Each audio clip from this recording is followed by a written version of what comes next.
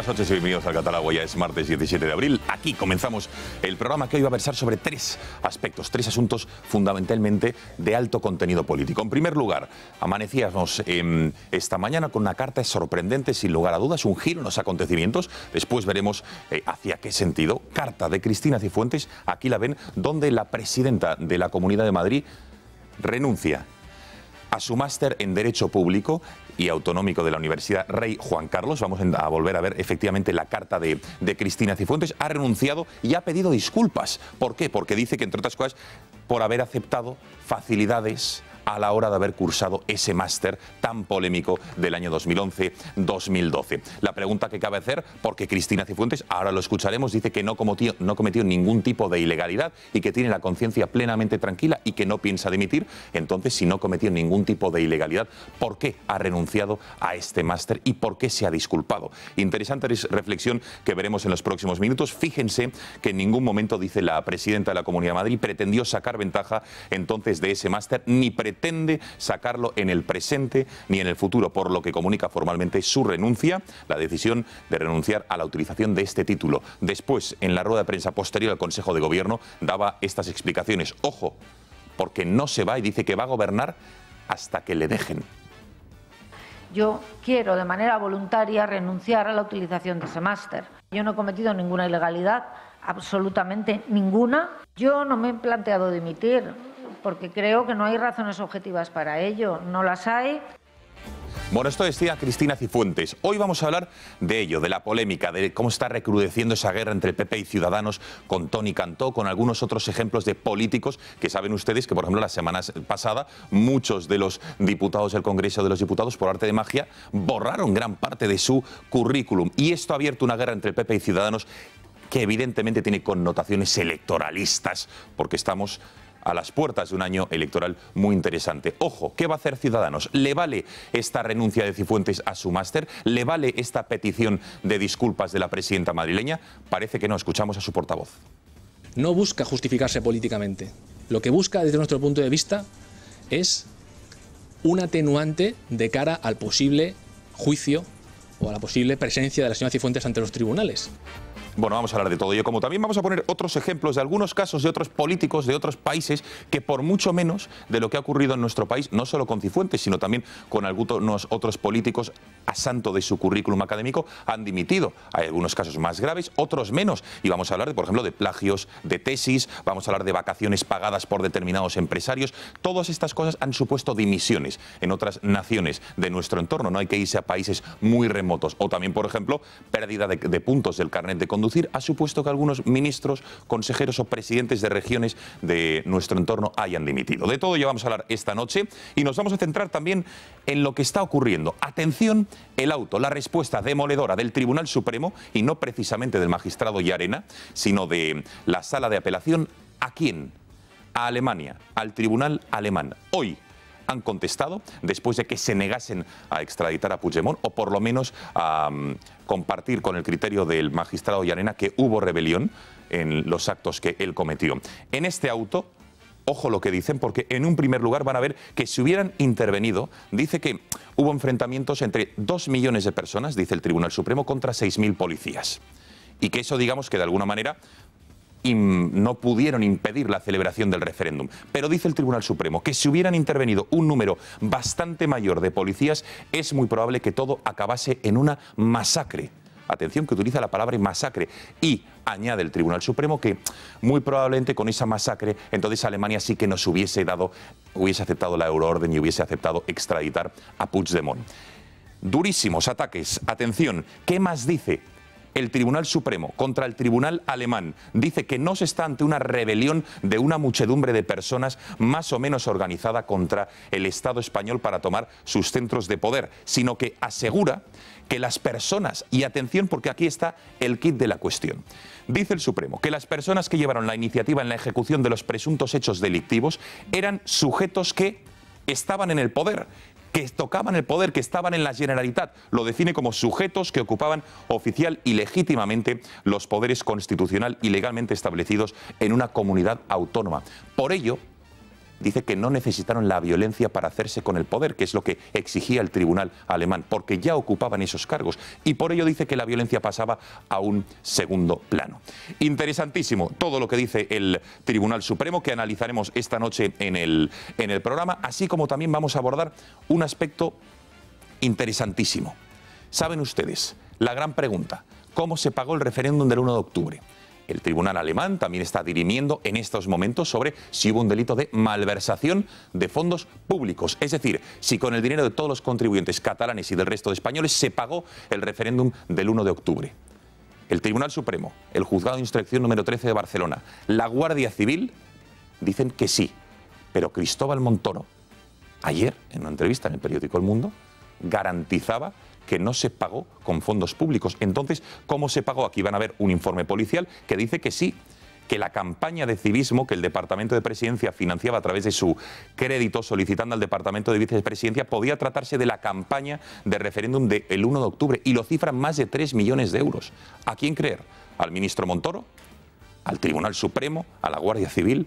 ¿Al Juzgado de Instrucción número 13 de Barcelona? Interesantes reflexiones que hoy vamos a ver en el programa. Y por último también hablaremos de la segunda jornada del juicio de Alsasua. Hoy ha sido una de las jornadas más duras. Tocaba escuchar a las víctimas, tanto los dos guardias civiles, el teniente y el sargento, como sus parejas, que estaban tranquilamente aquella noche del 15 de octubre del 2016 tomando una copa, como todo español que decide ir a tomar copa, una consumición. ¿Y qué es lo que ocurrió? Que identificaron a estos dos guardias civiles y empezaron los insultos, las agresiones, las palizas, los puñetazos, las patadas en el cráneo. Fíjense, hoy han dicho, temí por mi vida, han dicho los dos guardias civiles. Esa sensación de odio y rencor por ser guardias civiles nunca la he tenido. Y ojo, que una de las novias de los guardias civiles, de las parejas, ha dicho que nunca se ha recuperado de aquello, que tiene secuelas psicológicas y que ha pensado incluso con concluir con su vida. Escuchen. Que solo la recuerdo a ella pidiendo que por favor que pararan y yo recibiendo los golpes.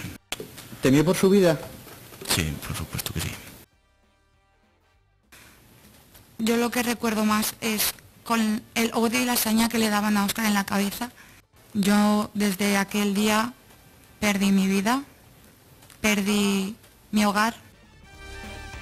Fíjense, desde aquel día perdí mi vida, mis amigos me aislaron. Pensé en quitarme de en medio. Esta chica era una vecina de Alsasua que decidió libremente salir con un guardia civil como novio. Y ya la señalaron desde aquel día traidora, era lo más lindo, lo más suave que le dijeron desde aquel entonces, que concluyó con aquella paliza que ella también recibió en aquel bar de Alsasua. Pasamos a la mesa del programa, les presento a los analistas que nos acompañan esta noche. Está con nosotros Juan Arza, recién llegado desde Barcelona. Juan, muy buenas noches. ¿Qué tal? Buenas noches. Gracias por estar con nosotros. Un placer. Bueno, se está liando con lo de TV3, cada vez más voces diciendo que se tenía que haber intervenido. Yo no sé si tú eres partidario de esa intervención, control en virtud del 155, ¿sí o no? Absolutamente. Además, creo que hay más hechos y más datos que avalan esa intervención. Si alguien podía tener dudas en el pasado, pues cada día que pasa, cada semana que pasa, hay más razones para intervenir esa cadena y que deje de hacer algo tan grave como promover el enfrentamiento entre los catalanes, estigmatizar a más de la mitad de los catalanes y generar conflicto y perjudicar la convivencia entre los españoles, ¿no? Es intolerable. Con todo eso con dinero público, 240 millones de euros nos cuesta a todos los españoles la Corporación Catalana de Medios Audiovisuales, cada año. Bueno, gracias Juan por estar con nosotros, hablaremos de todo ello. Asís Timmermans, muy buenas noches. Muy buenas noches, ¿qué tal? Gracias por estar en El Gato. Es un placer, de verdad. José Luis Roig, muy buenas noches. Buenas noches, Gonzalo. Me alegra especialmente saludarle. Lo mismo digo. ¿Qué tal? Bien. ¿Sí? Sí, está ya... ¿Te estás dejando barba? Bueno, no barba, pero algo, un poco de pelusilla de primavera. Bueno, gracias por estar con nosotros. Gracias. También está el presidente de Vox, Santiago Abascal. Santiago, muy buenas noches. Muy buenas noches. Gracias por estar con nosotros. Es un placer. Viene de un acto en Madrid, ¿no? Sí, hemos tenido un acto En esta tournée que está haciendo Vox. Bueno, que no para. Llevamos así 4 años. Lo que ocurre que antes teníamos que quitar sillas porque no venía tanta gente como esperábamos y ahora nos ocurre lo contrario, que hay que poner sillas y que la gente se queda de pie, pero es un buen síntoma. Un momento, esto es inédito, que un político reconozca que en sus inicios era complicado. Pero lo reconozco ahora. Ah, claro. Antes no lo decía, pero callaba. En su día sí que es verdad. Bueno, y también está con nosotros el ministro Margallo, a quien ya saludamos. Ministro, buenas noches. Buenas noches. Bueno, fíjese que venía muy elegante, pero lo único que no me gusta del ministro es el reloj que lleva, fíjese. Todo muy bien, ¿eh? Los gemelos, la chaqueta, la corbata, elegantemente vestido como acostumbra, pero el reloj... No, te lo he traído porque sé que estáis preocupados los del Barcelona con las semifinales de la Champions. Efectivamente, estamos aterrados. Bueno, un reloj con el escudo del Real Madrid que lleva, que luce. Bueno, en fin, que gracias a los 5 por estar con nosotros. Conectamos con nuestra redacción. Fátima García Manzano, buenas noches. Cuéntanos cómo puede participar la audiencia del programa. Buenas noches, Gonzalo, y buenas noches a todos los espectadores que nos siguen desde sus casas. Pueden hacerlo de 2 formas. La primera de ellas, añadiendo a sus agendas el siguiente número de teléfono, 670-03 4543. 670-03 4543. Durante toda la noche podrán ver en la parte inferior de sus pantallas los mensajes de WhatsApp y después, al final del programa, escucharemos sus notas de voz. La segunda forma, siguiéndonos en nuestro perfil de Twitter, @gato_directo o con el hashtag El Gato al Agua. Y no olviden que pueden seguir en directo nuestro programa desde nuestro canal de YouTube Intereconomía TV. Así que anímense y participen. Muchísimas gracias, Fátima, y de todos ustedes por participar cada noche, enviándonos sus preguntas, opiniones, reflexiones. Hacemos una brevísima pausa de publicidad, regresamos y entramos en materia en este interesante gato. Hasta ahora.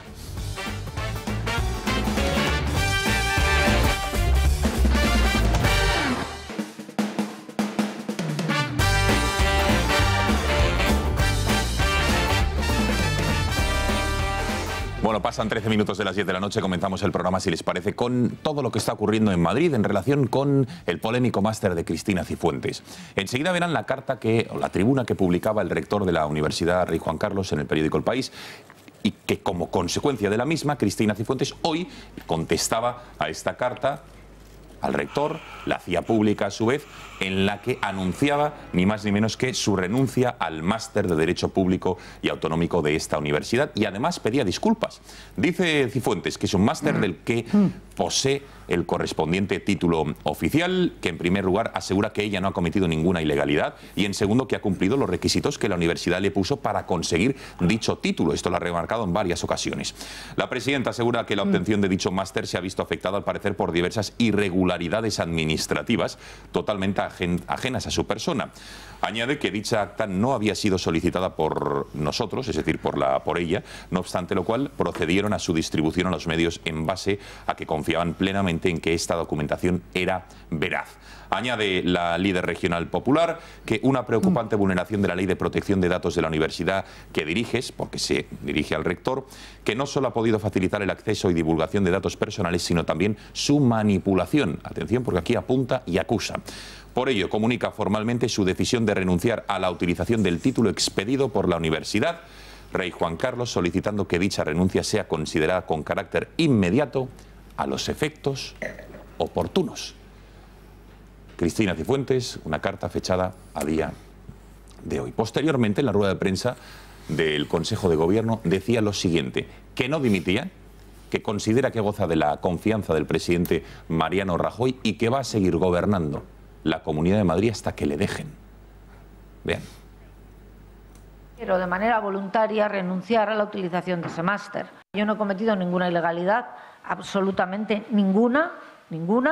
Y, en segundo lugar, que yo he cumplido todos y cada uno de los requisitos que a mí la universidad me puso para el cumplimiento del máster, para conseguir el máster, teniendo en cuenta las dificultades que yo tenía en ese momento para cursarlo. Jamás he obtenido ninguna ventaja, ni profesional, ni laboral, ni económica de ninguna clase por ese máster, ninguna. Yo no me he planteado dimitir, porque creo que no hay razones objetivas para ello, no las hay. Bueno, me gustaría un primer análisis de los miembros de la mesa sobre qué les parece esta renuncia de Cifuentes, si con renunciar al máster, pedir disculpas, digamos que ya está justificada para seguir en el cargo, o como dice la oposición, que ahora les escucharemos, no basta. Ministro, ¿qué le parece? Para mí todo esto es que me parece un incidente, pero nada más que un incidente extraordinariamente desafortunado. Yo en mi vida he procurado siempre actuar no por prejuicios, que es la sentencia antes del juicio, sino después del juicio. Aquí hay dos versiones. Ella sostiene que las únicas irregularidades han sido imputables a la universidad y de la que ella no es partícipe. La oposición sostiene lo contrario. Hay varias investigaciones en marcha. Había una investigación por la universidad que abortó en el momento en que pasó a la Fiscalía. Hay una investigación permanente en la Asamblea de Madrid y probablemente el Ministerio de Educación tuviese que tomar cartas en el asunto, porque al Ministerio de Educación le corresponde la alta inspección y por el artículo 27, me parece que es de la Constitución, y le corresponde también velar por que la homologación de títulos se haga de acuerdo con la ley. Pero mientras eso no se produzca, condenarla por motivos éticos me parece muy peligroso.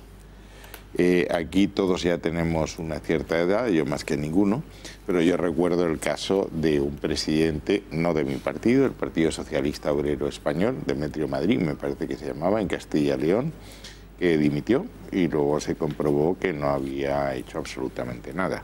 Recuerdo de forma mucho más próxima y más dolorosa lo que pasó con Rita Barberá, que ahora parece que ha sido absuelta de cualquier tema. Yo personalmente, que en esto procuro en todo, pero en esto no ser sectario, cuando a Pedro Solbes, siendo comisario, le quisieron envolver en un asunto de una irregularidad contable siendo comisario, yo llamé a Luis Planas, que era su jefe de gabinete, y digo, estoy tan convencido de que tu comisario es una persona decente que estoy dispuesto a hacer una declaración en el momento que tú quieras avalándole. Yo creo que aquí somos muy aficionados a linchar a la gente, a lo que se llama la pena de telediario antes de saber los hechos, y lo prudente es esperar. Vamos a ver qué es lo que ha ocurrido y cuál de las dos versiones es la real. Si Cristina Cifuentes ha hecho, para decirlo caritativamente, economías con la verdad, tendrá que dimitir, pero si no es así, desde un punto de vista ético, no tiene por qué dimitir. Es decir, que con lo que ha hecho hasta ahora, a usted le basta. Es que ella dice que no ha hecho nada, es decir, es que aquí hay dos versiones. Ella dice no ha hecho nada, es decir, he cumplido los requisitos que ha hecho la universidad, se han producido unas falsificaciones de las que ella no conocía nada, dice que no conocía nada, vamos a ver si eso es verdad o no. Es decir, ese es el tema. No, no, desde luego. Luego hay una responsabilidad política sobre si mintió o no en la Asamblea de Madrid. Claro. Es que ella lo que ha dicho es lo que acaba de decir, entonces lo que tendremos es que ver qué es lo que ha pasado. Bien. Santiago Abascal. Bueno, para mí no resulta creíble lo que dice Cristina Cifuentes, pero ella sostiene que no lo ha hecho y evidentemente ella cree que no tiene que dimitir. A mí me parece que de todas formas esto se sitúa en un contexto generalizado de mentiras sobre los currículums de los políticos, donde unos se adornan con un máster, otros se adornan con una licenciatura que no tiene. Es decir, estamos ante un problema generalizado, sin entrar en ninguno de los casos concretos, porque yo comparto precisamente esa idea de que no se puede condenar a nadie, a alguien que se está defendiendo, aunque a mí, insisto, no me da credibilidad su argumento. Dicho lo cual, yo creo que no es un argumento para dimitir en este momento. Tendrían que dimitir todos de todos los partidos. Lo bueno de esto es que ha dado lugar a un levantamiento total de alfombras. Todos se han dedicado a borrar muchas de las cosas que tenían publicadas en las páginas web de los partidos, incluso en páginas institucionales, y estamos, por desgracia, de nuevo ante un hecho que no es generalizado, pero que afecta a demasiados representantes públicos y que viene a hacer crecer la desconfianza de los ciudadanos hacia la política en general. Por lo tanto, ante algo muy grave. Dicho lo cual, yo no voy a juzgar a nadie con antelación y a mí Cristina Cifuentes y su acción de gobierno me disgustan por otras muchas cosas, por la asunción de las políticas de izquierda en materia de ideología de género, etcétera, y otras muchas cosas que está haciendo la Comunidad de Madrid, pero nosotros no estamos pidiendo ningún tipo de dimisión en estos momentos. Con lo cual, digamos que lo que ha hecho Cristina Cifuentes les parece... No, me parece que ella está diciendo una cosa, otros dicen otra, a mí no me ofrece crédito, pero no soy yo quien tiene que decir si es verdad. Es decir, pero tenemos muchos indicios e investigaciones periodísticas, señora Abascal, que dicen... Y eso no lo va a decir, lo va a decir probablemente, como ha dicho el señor Margallo, la Fiscalía y un juez, que muy probablemente, pero las responsabilidades políticas de lo que ha dicho, si son acordes a la verdad o no, si mintió en la Asamblea de Madrid... Yo creo que si mintió en la Asamblea de Madrid debería dimitir, pero yo no voy a hacer el caldo gordo a Ciudadanos, que en estos momentos se está echando en brazos de la izquierda, porque creo que hay algunas cosas de Cristina Cifuentes que son mucho más reprochables desde el punto de vista del programa electoral de su partido. Bueno, vamos a escuchar a miembros de la oposición, del Partido Socialista, de Ciudadanos y también de Podemos, como desde luego consideran que sí que tiene que dimitir. El PSOE sigue con esa moción de censura y siguen exigiendo la cabeza de Cristina Cifuentes porque les parece insuficiente lo que hoy ha hecho. Hombre, devolver un máster que no ha cursado me parece que es todo menos asumir las responsabilidades políticas. Yo creo que la señora Cifuentes ya no puede devolver la dignidad a las instituciones públicas que precisamente ella ha manchado con su falta de ejemplaridad. Ahora tenemos a la señora Cifuentes ante un claro abuso y ejemplo de nepotismo al utilizar la presidencia de la Comunidad de Madrid o previamente otros puestos institucionales para haber regalado estudios de posgrado. Cuando sabes que has hecho trampas. No busca justificarse políticamente. Lo que busca, desde nuestro punto de vista, es un atenuante de cara al posible juicio o a la posible presencia de la señora Cifuentes ante los tribunales. Por fin se ha decidido a decirnos la verdad, eso sí, no como esperábamos, no con valentía, no compareciendo ante la ciudadanía, diciendo es verdad, he mentido con todos los dientes, llevo casi un mes diciendo que obtuve un máster de manera limpia y pues es evidente que no, que os he mentido y que lo obtuve de manera fraudulenta. Eso hubiese sido un gesto valiente, que desde mi punto de vista no hubiera solucionado tampoco el problema, que la señora Cifuentes se tiene que ir. Bueno, José Luis Roch, hay una pregunta que a mí me gustaría. ¿Por qué renuncia al máster, pide disculpas, si dice que todo fue absolutamente legal? Sí, eso es la pregunta que la pone a ella contra una contradicción. Pero es un gesto de decir, bueno, este máster no me ha servido de nada, me alejo yo de él antes de que la universidad, porque la universidad ha anunciado que se lo va a quitar, o que va a hacer el proceso para quitárselo. Dice, bueno, me adelanto yo, antes de que me echen, me voy yo. Y segundo, es un poco una estrategia que podría haber sido buena si la hubiera aplicado al principio, al primer día. Lo que pasa que aquí rápidamente se le exige a los políticos que tengan una respuesta. Es más, ella siempre tiene unas respuestas muy rápidas y tal. Se le exigió esta vez y creo que le pilló con el pie cambiado. No tenía una solución. También habrá que ver si la respuesta de la universidad fue inducida por ella, si fue exigida por ella, o ha sido la propia universidad la que quiso tapar esto. Porque hay bastantes, yo creo que todavía hay bastantes incógnitas, pero hay que apuntar también lo que ha dicho, que tiene el apoyo de su presidente y de su partido, cosa que no sabemos si es del todo cierta o no. Bueno, de momento no le han hecho dimitir. Pero vamos, es decir, que vamos a ver hasta dónde llega. Para mí la salida es bastante buena, pero llega tarde. Yo creo en fin, que esto en otro momento sí, pero ella se ha metido en un barro, en una situación muy compleja, ha dicho cosas que a lo mejor no son verdad, y lo de mentir, yo creo que sí tiene una responsabilidad muy grave. También hay que ver si los votantes, cómo se va a tomar la sociedad esto, por qué están dilatando y por qué el Partido Popular está permitiendo que pase esto en este momento, por qué le interesa, porque aquí, a fin de cuentas, y usted lo sabrá mejor, ministro, que aquí también estamos hablando de intereses políticos, tanto de unos como de otros. La prensa hace su trabajo y los partidos buscan sus intereses políticos. ¿Por qué resiste el PP en este momento? Para que se mojen los demás, para que se desgasten, que aparezcan otros casos de políticos con currículums hinchados o exagerados y ver que todo esto y que no es tan grave desde el punto de vista de Cifuentes y que esto también hay para todos, o porque quieren ver que si Ciudadanos va a apoyar o no a un partido socialista en la moción de censura. O sea que aquí hay muchos intereses políticos. También hay que ver qué respuesta va a tener los ciudadanos y los votantes, si esto les va a pasar, si se van a perdonar este, dijéramos, desliz o no, si van a entender que esto es culpa de la universidad, porque también ha habido mucho, últimamente los máster, hay máster para todos, son negocios ya para muchos catedráticos y para muchas universidades, y es cierto la teoría de que muchos máster se han regalado a personajes importantes para, en fin, para que ese máster tenga un prestigio. Oye, que este es el máster que hizo Cifuentes, oye, que este es el máster que hizo este político, y compites dentro de una, en fin, de una amplia oferta de máster que pasan muy desapercibidos. Quiere decir que todos estos elementos hay que analizarlos, pero me parece que ella tendrá que dar algo más, tendrá que gestionar un poco más su respuesta, su solución y su salida. Echarle la culpa, le ha echado la culpa a la universidad. Totalmente, ha sido bastante dura en algunos aspectos. Pero la clave está en la Fiscalía. Bueno, enseguida Juan Arza, también, por cierto, vamos a escuchar a María Dolores de Cospedal, que ha mostrado secretaria general del Partido Popular. Aunque no lo parezca, lo es. Y lo que ha dicho, apoyando sin lugar a dudas a Cristina Cifuentes, no así, por ejemplo, el vicesecretario, señor Martínez Mayo, que en los últimos días, digamos que ha enviado la carga de la prueba a Cifuentes, diciendo que ella era la que tenía que demostrar todo. Todo ello después de una pequeña pausa de publicidad hasta ahora.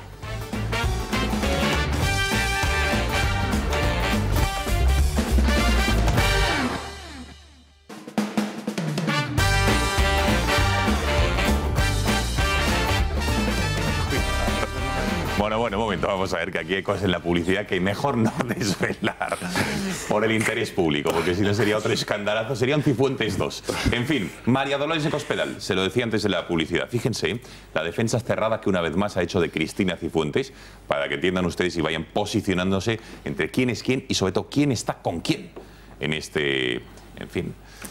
en esta telenovela que es el Partido Popular. Vean. Escuchamos a la secretaria general, no sé si lo tenemos, si no vamos a Juan Arza y la intentamos escuchar. Venga, Cospedal. Pues mire, a mí me ha parecido una carta muy bien fundamentada y muy explicativa de todo lo que ha ocurrido y sí, la continúo apoyando. Muchas gracias. Juan Arza, ¿qué te parece todo esto? Y sobre todo, ¿Cristina Cifuentes sigue estando validada para ser presidenta de la Comunidad de Madrid, pese a todo? En mi humilde opinión, no. Y lo que debería hacer inmediatamente, y ya tarda, es dimitir. Ella dice en esa carta que ha cumplido con todos los requisitos que le exigía la universidad para que le dieran el título. Bueno, explique también cuáles son esos requisitos. ¿Tenía usted que acudir a clase? No. ¿Tenía usted que entregar unos trabajos, enviar unos trabajos, hacer unas lecturas? Parece que no. Es decir, ella es incapaz de presentar absolutamente ninguna constancia documental de que haya hecho un máster, que no estamos hablando que lo hiciera en los años 80, es que lo ha hecho hace relativamente poco. Ni un trabajo, ni siquiera un correo electrónico que ella haya intercambiado con alguno de los profesores del máster. Bien, si no hay ninguna constancia documental, ¿hay algún testimonio que avale que usted ha hecho ese máster? ¿Hay algún alumno que pueda decir, sí, yo asistí a una clase con Cristina Cifuentes, compartí un trabajo, la vi en algún despacho? ¿Hay algún profesor que pueda decir que se reunió con ella públicamente, que diga que efectivamente le corrigió un trabajo, un examen, que se intercambió con...? Es decir, entonces es un máster del que no hay, digamos, no ha dejado ningún rastro, digamos, ¿no?, sobre la faz de la tierra, ¿no? Qué cosa tan curiosa. Entonces, cuando ella dice que ha cumplido con los requisitos, ¿cuáles son?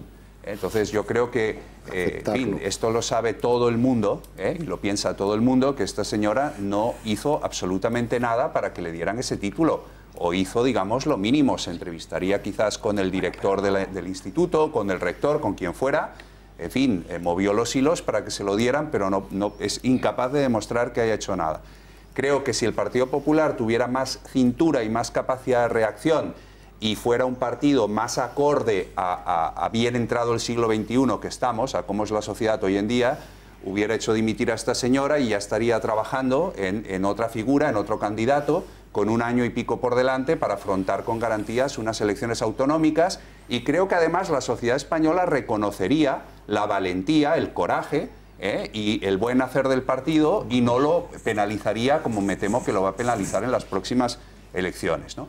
Todo esto, dicho sea, dejando de lado, que no sé si hacemos bien en hacerlo, pues las declaraciones del señor Pedro Sánchez, que tiene un secretario general en Madrid que decía que era licenciado en matemáticas y resulta que era profesor, digamos, con todos los respetos, pero era profesor de refuerzo, no tenía ni de lejos una licenciatura de matemáticas, o tantos otros casos que hay en Ciudadanos o en Podemos, en todos estos partidos que ahora se rasgan las vestiduras y exigen al PP lo que ellos son incapaces de exigirse a sí mismos, ¿no? Entonces, la pregunta del millón, ministro Margallo, vamos a ver. Cifuentes dijo el otro día que solo se iba a ir si Rajoy se lo pedía.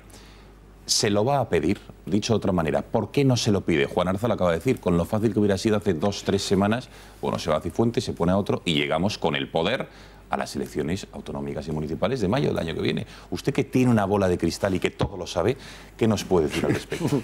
Mire, vamos a ver, yo le agradezco mucho esta amable introducción, pero vamos, yo que leo mucho a Azaña, el presidente Azaña decía que si en España cada uno hablase solo de lo que sabe, se haría un gran silencio nacional que favorecería la reflexión. Y yo presumiré de muchas cosas en mi vida, la modestia no es mi virtud más acreditada, pero desde luego no presumiré de entender a Mariano Rajoy, por lo tanto no tengo ni la menor idea de lo que puede hacer. Bueno, pero sí que es verdad que hay un escenario, y el escenario está claro.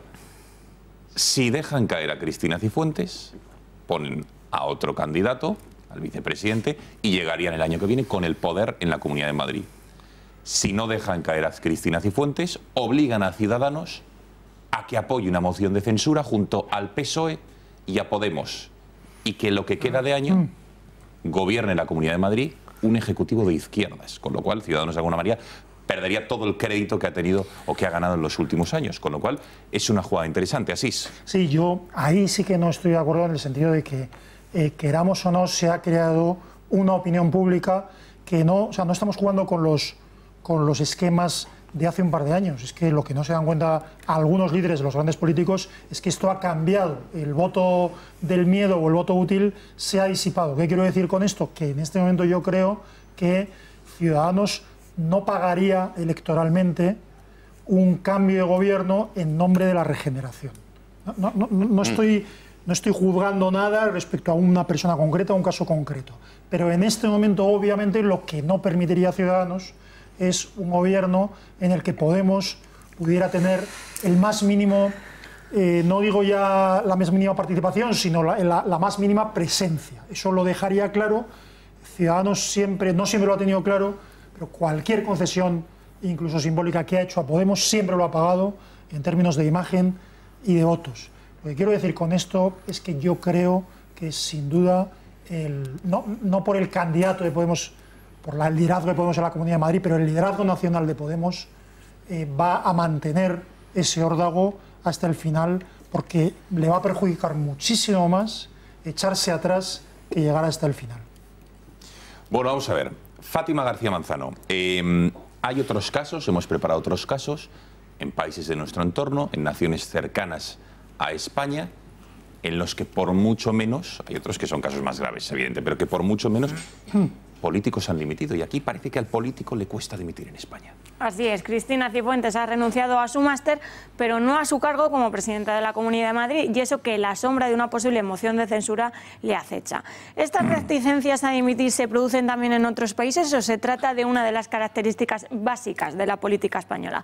Pues por desgracia parece que sí, y vamos a ver algunos ejemplos. El primero de ellos, uno de los casos más mediáticos, Richard Nixon renunció a su cargo como presidente de los Estados Unidos en 1974. ¿Por qué? Pues por el conocido caso Watergate, en el que se descubrió que había espiado los planes electorales de sus rivales y que también había obstruido la investigación. Más casos de presidentes, y este más cercano al caso Máster de Cifuentes. El presidente de Hungría, Paul Schmidt, dimitió en 2012 después de que se mostrara que había plagiado parte de su tesis doctoral. No fue el único. El ministro de Defensa alemán, Gutenberg, también tuvo que decir adiós en 2011 por lo mismo. ¿Qué ocurrió con el presidente de Baviera? Pues que también tuvo que dimitir en 1993 después de salir a la luz que un empresario con intereses económicos le había pagado unas vacaciones en Brasil y en Kenia. Y por su parte, el ministro de Energía de Reino Unido, Chris Huhne, pidió a otra persona que aceptase en su lugar la pérdida de puntos de su carnet de conducir. Dimitió en 2012. La diputada noruega Sara Khan abandonó también su cargo por haber gastado 48.000 coronas del presupuesto del Parlamento a llamadas a videntes. Aquí lo noticiable es que fue el propio Parlamento el que divulgó el hecho. En Suecia, la ministra de Educación de Secundaria dimitió por dar positivo con la cantidad mínima en un control de alcoholemia. ¿Y se imaginan a un ministro robando en un museo? Pues ocurrió. Y en Grecia, en 2012, el ministro de Cultura fue pillado en el Museo Arqueológico de Olimpia con las manos en la masa. Y vamos con el último, porque los hay que incluso han dimitido por Y es que en Canadá el ministro de Defensa dijo adiós tras olvidar en un sitio inadecuado unos documentos secretos de la OTAN que encima fueron devueltos sin violar la confidencialidad, Gonzalo. Muchas gracias, Fátima. Roch, te llamaba la atención lo del ministro de Cultura de Grecia, ¿no? Sí. Amaba tanto la cultura que se quiso llevar algún recuerdo del museo, no sé, en fin, me parece todo a veces un poco que la realidad supera cualquier imaginación. Bueno, pero en España ahora la clase política es más reacia, sí que es verdad, y aquí siempre hemos defendido la presunción de inocencia de cualquiera, y evidentemente de los políticos también. Aquí no nos hemos apuntado a estos linchamientos públicos que se hacen desde otros medios de comunicación contra personajes, ya sean políticos o no, por meros indicios, por meras sospechas. No hemos hecho seguimientos, no, y no lo vamos a hacer. Pero desde luego que hay veces que con pruebas sobradas parece que nos cuesta más. Santiago. Yo no quiero contribuir al linchamiento de nadie, pero tampoco al linchamiento de mi propia patria. Es decir, a contribuir a una leyenda negra sobre España en la que aquí lo haríamos todo peor, seríamos más corruptos, nos costaría más dimitir. Yo no sé si eso es verdad. Yo conozco los casos de los que han dimitido en otros lugares, pero no sé los casos de los que no han dimitido y no han saltado a la palestra internacional. Yo eso lo pongo en duda. Hay parece que una idea generalizada, una leyenda negra sobre nuestro país que afecta a todo. La picaresca española, las trampas, las corruptelas. Oye, hace poco, ¿qué pasó con Alemania y con la Volkswagen, con las emisiones y con otros muchos casos de otros vehículos también alemanes? Entonces, yo pongo en cuarentena esta idea. A mí lo que me irrita de todo esto, que me parece muy grave, y creo que el político que miente y que se demuestra que miente tiene que dimitir, lo que me parece más grave es que aleja el foco sobre los verdaderos problemas de los españoles, que aleja el foco incluso sobre otras cosas más graves que hacen los políticos españoles. En este caso aleja el foco sobre Podemos, que el 14 de abril con sus huestes hace manifestaciones verdaderamente amenazantes, sobre Podemos, que está intentando con ayuda de la Sexta agitar las calles con una serie de pensionistas o con la reivindicación de las pensiones, con algunas personas engañadas, con el feminismo, aliándose con los separatistas. Nos aleja también sobre una preocupación que yo tengo sobre la dejación de funciones del gobierno en Cataluña. Entonces, a mí lo del máster y el cambio de los currículos de algunos políticos me preocupa y me enfada, pero de verdad creo que nos aleja de problemas muy importantes que por suerte en este programa también se tratan. Pero es grave que un político te mienta. Bueno, he dicho que es grave y que tienen que dimitir. En ese caso yo creo que hay que llegar hasta el fondo de la cuestión. No tengo ninguna duda. Lo que quiero decir es que hacen cosas todavía peores. Bueno, por eso que hay que intervenir. Es decir, que es verdad lo que dices tú, que estamos muy concentrados en este tema y se nos olvidan otras cuestiones importantes, pero creo que esto requiere. Estoy de acuerdo en que si no hubiera sido ella presidenta, este tema no salta. Claro, siendo presidenta tenemos que exigir que el presidente de lo que sea, de cualquier comunidad, esté limpio o limpia en este caso. Y la sombra de la sospecha me parece que no beneficia a nadie. Lo que pasa, si me permites, es que sí hay un problema de fondo, aunque no sea el problema que estamos discutiendo, de un bajo nivel generalizado de la clase política española, es decir, una clase... Creo que el otro día salió un estudio, me disculpáis si me equivoco, creo que lo publica el ABC, si no es así, me corregís, en el que se revelaba que más del 75% de los políticos no habían trabajado en el sector privado o habían trabajado menos de un mínimo. Es decir, no hay una experiencia mínima del sector privado, no hay una formación muy fuerte, cuando hace muy pocos años el ministro más tonto, con perdón, era profesor. No me refiero a usted. No, señala al ministro Margallo, bien. No. Y quiero decir, es que hay un dicho muy frecuente en la universidad entre los profesores y catedráticos, que es que aquí el más tonto es doctor. Bueno, pues antes el ministro más tonto era no sé, era un tipo con una experiencia y una formación tanto económica, tanto académica como profesional, pues muy fuerte. Esto no es así ahora mismo. No es así ahora mismo. Trabaja mucho el nivel. Entonces, ¿qué pasa? Claro, que la gente se hincha continuamente.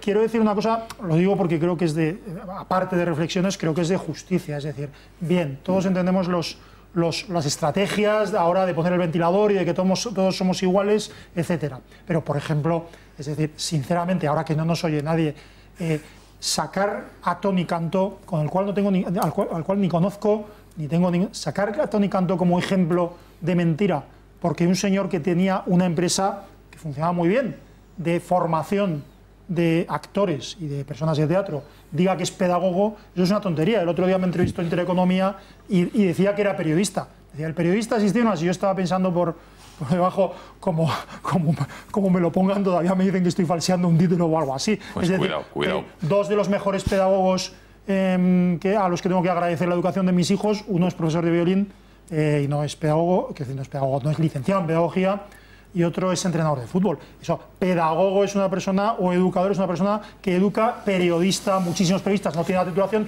Entonces, esas mentiras son muy dañinas porque al final ya todo vale y entonces, con lo cual destrozar, picar carne solo para defender a, en fin, un caso u otro, me parece inmoral.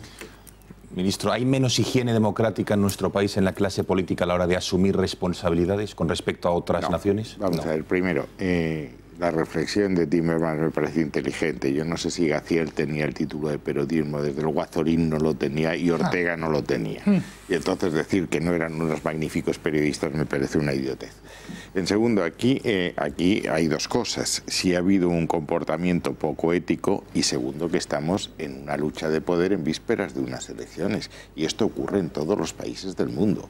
Es decir, yo recuerdo cuando vine a Estados Unidos que decían como ejemplo de modelo puritano los Estados Unidos en contra de la permisividad en materia de faldas que teníamos en España. Bueno, Roosevelt era una máquina, Kennedy era una tritunadora, Clinton tuvo el caso Levinsky, es decir, y bueno, ¿por qué fueron a por ellos?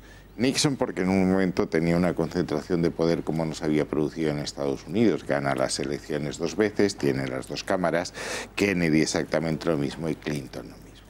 Entonces yo creo que hay que, probablemente, si Cristina Cifuentes tiene que dimitir, será antes de que se haya aclarado si era responsable o no de las falsificaciones que se han producido y en virtud de si al Partido Popular le conviene o no le conviene el que haya una dimisión anterior. Por tanto, yo creo que hay que despejar el tema. Pero estas cosas, yo he estado 17 años en el Parlamento Europeo y no somos en absoluto peores que son nosotros políticos en el resto del mundo. Ni somos menos listos, ni somos más golfos en tema de señoras, ni tenemos más problemas en temas de dinero.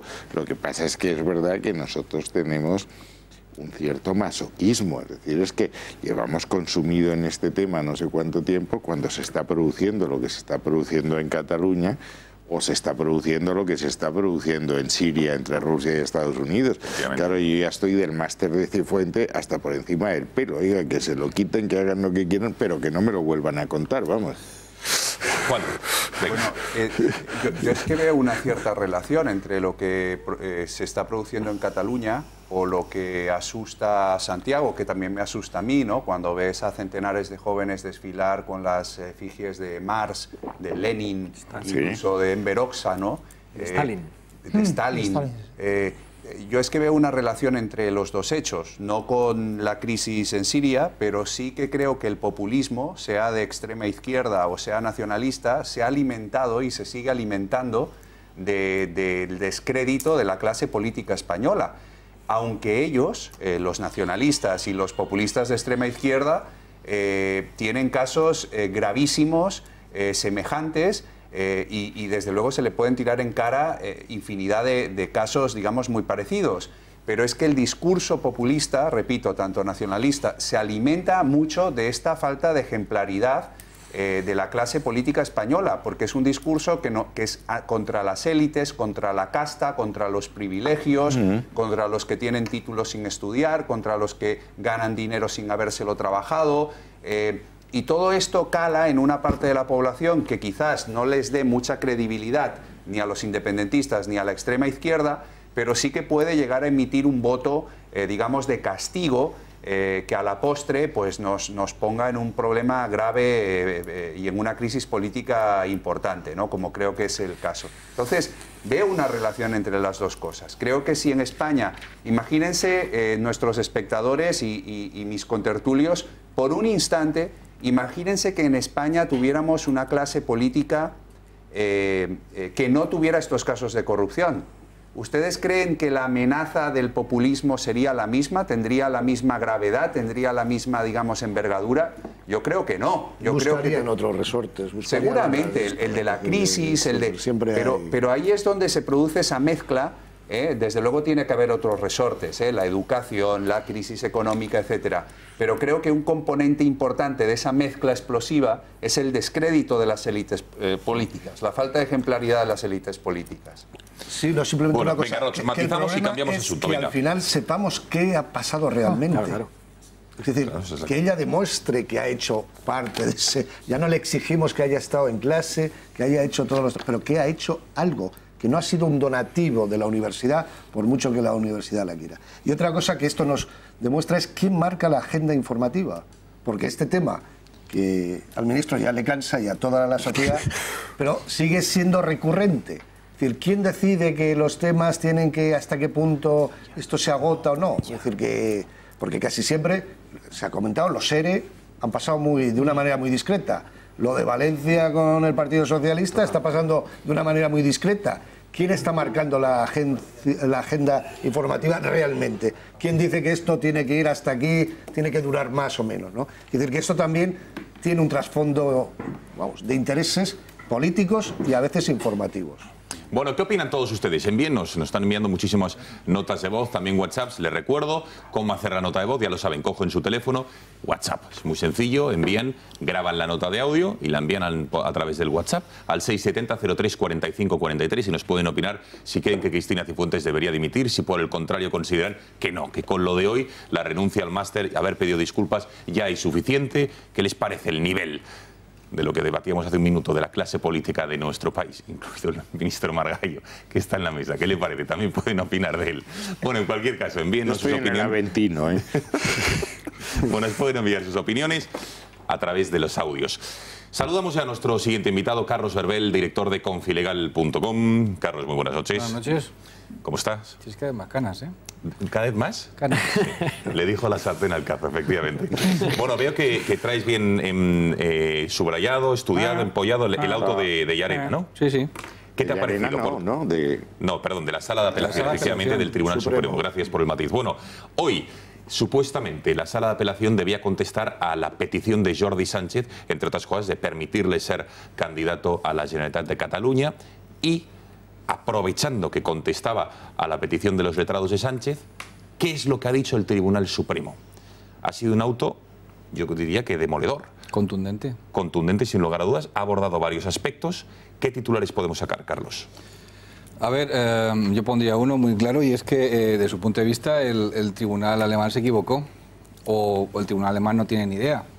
O el tribunal alemán está comparando una cosa con otra cosa que no tiene nada que ver, el tocino con la velocidad. Es lo que más o menos se puede deducir del auto que ha escrito el magistrado Alberto Jorge Barreiro, que es un magistrado progresista, muy respetado por todo el mundo. Formaba parte en su momento tándem con profesor Andrés Ibáñez, otro magistrado muy progresista, y ha hecho un trabajo pues muy bueno en ese sentido. Es decir, yo he hablado con muchos magistrados y me ha dicho, no, nada que objetar. Lo que estaba afirmando es lo que está en la mente del magistrado instructor de Llarena y en la línea de lo que piensa la Judicatura Española, claro. Bueno, vamos a ir viendo. Hemos destacado lo más importante de este auto que considero que es muy interesante. En primer lugar, vamos a hablar de la organización del referéndum del 1 de octubre y sobre si considera el Tribunal Supremo, ojo, si hubo violencia o no. En primer lugar, dice, atención porque es interesantísimo, que pese a todas las advertencias de los tribunales y de las autoridades gubernativas sobre la prohibición del referéndum, los protagonistas del proceso, del mal llamado procés, prosiguieron con su hoja de ruta e indujeron a unos 2 millones de personas a que salieran a la calle para votar ilegalmente. Añaden los magistrados, atención que esto es mollar, en una reunión, ahí lo ven, la fecha, 28 de septiembre de 2017, donde estaban los Mossos, estaba Puigdemont, estaba Junqueras, estaba el consejero del Interior Forn, asegura que informaron de que si bien hasta entonces había un pacto tácito de no violencia, no había habido mucha violencia en las calles de Cataluña, la gran cantidad de colectivos movilizados en aquellas fechas, los CDRs, estudiantes, bomberos, hacían prever, ojo, una escalada de violencia con brotes importantes que sugerían eludir la votación del 1 de octubre. Y pese a todo, Junqueras, Puigdemont, que estaban en esa reunión, hicieron caso omiso a estas recomendaciones oficiales y lo celebraron. Y ojo, porque ahora vienen los actos violentos del 1 de octubre. Atención a lo que dice el Supremo. En ese referéndum dice que hubo más de 100 enfrentamientos entre algunos de los sujetos que fueron a votar a sabiendas de la ilegalidad de su conducta y los funcionarios policiales que defendían la legalidad, ojo, Asegura entonces que, por consiguiente, como era totalmente previsible e inevitable, hubo violencia y hubo enfrentamientos físicos, y ahora el debate se centra en la intensidad de la violencia, si fue muy violento, si lo fue poco, etcétera, etcétera. Y ya una última cuestión sobre el referéndum. Después veremos la respuesta a Alemania. Dicen los magistrados que hubo 6.000 agentes de policía que se utilizaron para impedir que el referéndum se celebrara y que resultaron ostensiblemente superados por los 2 millones de votantes. Tanto es así que el referéndum, ciertamente sin las garantías mínimas exigibles para ser legítimo, sí acabó realizándose. Ojo, para que alguien del gobierno diga ahora que no hubo referéndum, ¿eh? El Supremo dice que sí hubo referéndum y sus organizadores anunciaron el resultado final.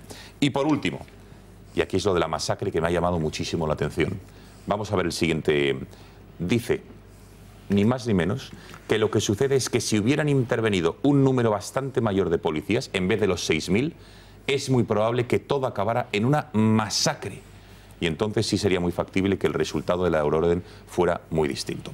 Bueno, Carlos, esto en primer lugar, esto demuestra que según el Supremo, ya no Llarena el instructor, la sala de apelaciones consideran que hubo violencia y que todos los miembros de la Generalitat sabían que se podían producir esos episodios de violencia y que no hicieron nada para evitarlo.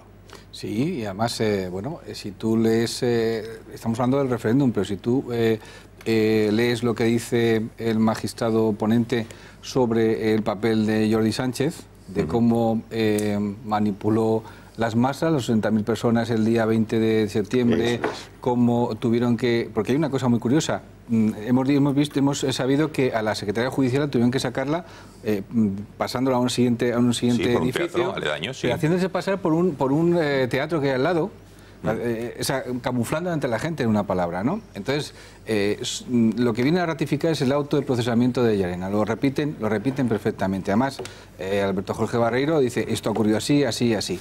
Bien, a ellos no les cabe ninguna duda. Vienen a ratificar y a ponerse detrás del magistrado instructor y quiero decir, a mí no me ha extrañado nada de lo que han escrito. Era imposible que de otra forma lo explicaran. ¿No te ha llamado la atención lo de masacre, diciendo que si hubiera habido más de 6.000 agentes policiales? No, hace un cálculo. Masacre es no hace un cálculo. Es decir, es razonable lo que dice, es que eran 6.000 policías y guardias civiles, más mozos de escuadra, y estaban hablando de 2 millones de personas en la calle. Es decir, lo que está diciendo es lo que hemos dicho mucho todos, y que hubo una suerte terrible de que no hubiera... Porque en aquel tiempo, recuerda que lo hablábamos, bueno, como haya un muerto o 2 muertos, aquí se va a montar la de Dios. Y no ocurrió. Hemos tenido mucha suerte. Pero lo que ponéis en palabras es lo que hemos hablado muchas veces. Es verdad, es cierto, pudo haber una masacre, no la hubo, tuvimos mucha suerte. Así es. Una pregunta.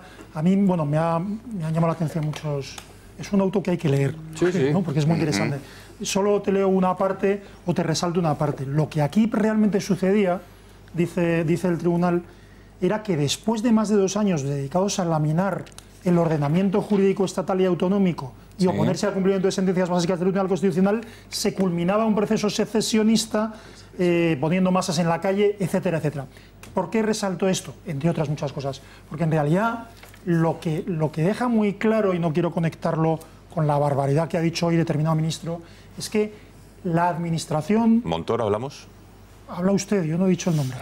Vale, vale. La administración autonómica se ha utilizado con todo el dinero público y con toda la capacidad coactiva que tiene la administración para un proceso ilegal y un proceso de ruptura.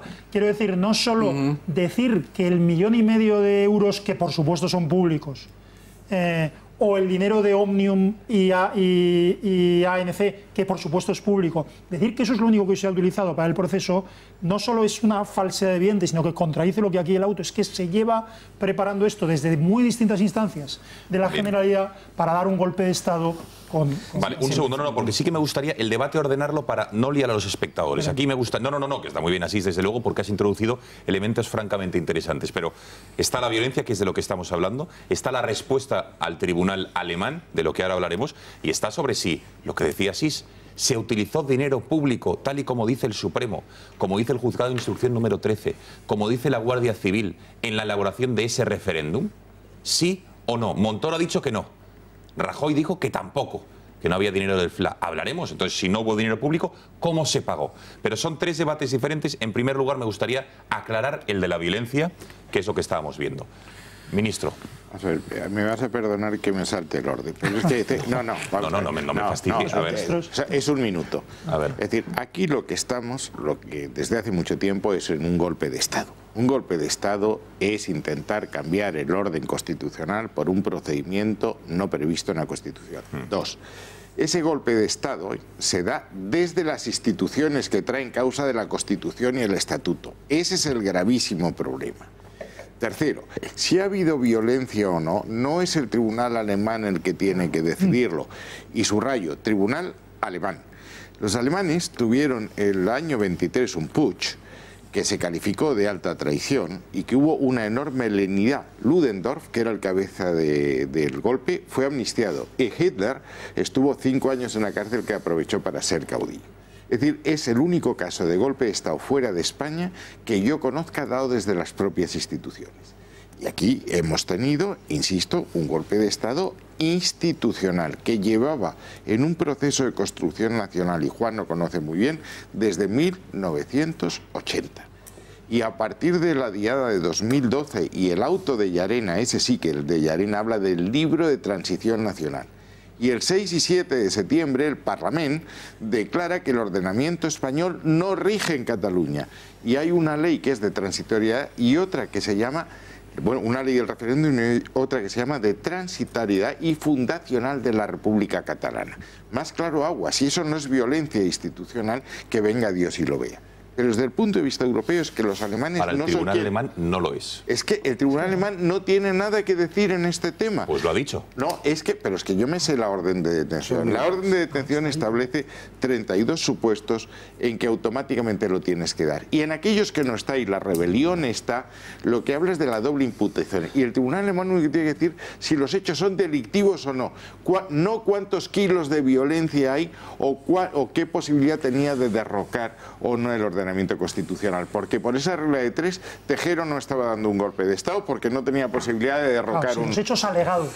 Claro. No tiene que juzgar si los hechos, no tiene que demostrarlos, sino decir si los hechos alegados constituirían el delito de rebelión o de alta traición. Y Llarena dice que actuar con violencia, y es obvio que se ha actuado con violencia. Sí, pero no tiene que juzgar si ha sucedido, sino si la alegación constituye un indicio. Exacto. Bueno, a ver, Abascal y Roig pedían la palabra. A ver. Bueno, yo quiero hablar de las tres cosas. Entonces, ¿qué prefieres? ¿Que te las diga todas ahora? Ya, como Margallo ha hecho lo que le ha dado. Pues aquí el resto podemos hacer lo que cada uno quiera. Antes de que venga, aquí ya que los espectadores saquen sus propias conclusiones. Disciplinado va a crecer de forma estratosférica. Yo creo que es muy importante señalar efectivamente que estamos ante un golpe de Estado institucional y un golpe de Estado a plazos. Un golpe de Estado que se produce con violencia. Yo he podido hablar con juristas, en su momento pude hablar también con el fiscal Maza. La violencia no es que echan a las masas a la calle a cuchillar a los opositores o a los españolistas. La violencia se puede ejercer de muchas maneras o amenazar con violencia de muchas maneras. Un golpe de Estado institucional que cuenta con una fuerza armada, y eso no significa que todos los Mossos de Escuadra estén con la rebelión, ya es un golpe de Estado que está arrebatando al Estado legítimo el monopolio del uso de la violencia. Exacto. Por lo tanto, para mí la violencia es de libro, más allá de los tumultos, que eso ya entraría más en el delito de sedición. Es decir, eso yo lo veo con total claridad. A mí me sorprende que no haya entrado todavía el Tribunal Supremo en esa argumentación, pero nosotros como acusación popular lo haremos en nuestro escrito final de acusación. Plantearemos la violencia. No, me refiero a los Mossos de Escuadra como violencia. Yo creo que eso es muy importante precisarlo y nosotros desde luego lo haremos y confiamos en que el propio tribunal pueda admitir esta argumentación. La otra cuestión es la malversación de caudales públicos. Claro, ver a Montoro, más allá de cuál sea su opinión personal, o que se vea la obligación de defender su propia gestión y tratar de vender a la opinión pública que él ha controlado para dónde iban los fondos que se enviaban a Cataluña, yo creo que ha cometido un error tremendo que nos pone en una situación muy grave, porque ahora mismo Montoro se ha convertido en el mejor testigo de los acusados, para decir que no ha habido malversación. En cuanto al tribunal alemán, decía sí. Bueno, yo soy el abogado de Puigdemont y en Alemania, ante la orden de malversación, digo, oiga, no, mire lo que ha dicho el ministro de Hacienda del Reino de España. No hubo dinero público. Y en el Tribunal Supremo, el día que tenga...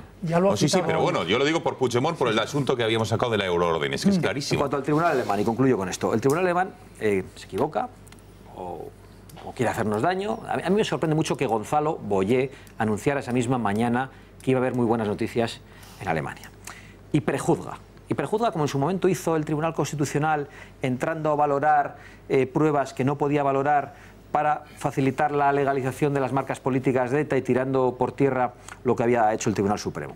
Pero no solo se equivoca Alemania, la ministra de Justicia, o sea, no solo el Tribunal, la ministra de Justicia alemana le apoya, la comisaria europea de Justicia le apoya, el presidente del Gobierno de España le apoya. Pero la ministra de Justicia es una cosa gravísima, sí, que quiere que viva en un país libre, como si España no lo fuese. Pero eso es grave. Pero que no ha rectificado es Mariano Rajoy, que dice que ve modélica y de primera la respuesta de Alemania al caso de Puigdemont. Claro, eso nos deja en la indefensión absoluta. Ante eso solo hay dos opciones. Nosotros estamos estudiando con abogados alemanes y abogados españoles que están en Alemania la legislación alemana para ver si existe la posibilidad de que el gobierno alemán pueda, y creemos que existe, pueda desoír la decisión del tribunal y entregar a petición del gobierno de España a Puigdemont. Esa es una vía pero que el gobierno de España no lo ha pedido, ¿no? No, pero bueno, si existe la posibilidad legal, la pelota estará más en el tejado del gobierno. Y en segundo lugar, si esto no es posible, nosotros pensamos que el Tribunal Supremo tendrá que ser quien ejerza la soberanía de España en este caso. Y cuando se ha entregado y como se ha entregado, juzgarle por todos los delitos que ha cometido y después que vengan a decirnos, más allá de que habrá un conflicto institucional, pero que tendremos que asumir, porque creo que la dignidad de España está por encima de todo esto.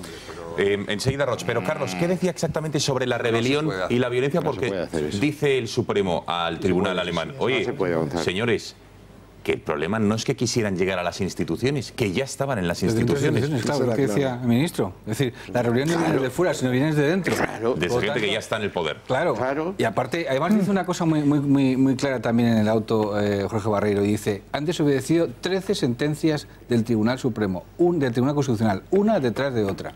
Por lo tanto, sabiendo concretamente que el Constitucional y el Supremo, el presidente Constitucional le estaba parando, estos iban adelante como un tren y era un golpe desde dentro, evidentemente, que es lo que se deduce. Roch y Arza. Ese era el aspecto que no apuntaban hasta ahora, que se discutía si violencia. Cuidado, que esta gente que ha cometido esto ya tiene una autoridad y per se, o sea, hay una deslealtad institucional y hay unas cosas muy graves. Pero también apunta a cosas nuevas que primero, yo creo que se ríen un poco, incluso en el auto, porque el auto, dijeron la sentencia alemana, compara esto, la rebelión de Cataluña, con el tema del aeropuerto de Frankfurt. Sí. Dice, si esto fuera para ir al aeropuerto o protestar contra el aeropuerto, una ampliación del aeropuerto del Prat, pues, pero... Y luego rápidamente, también critica una cosa que dice...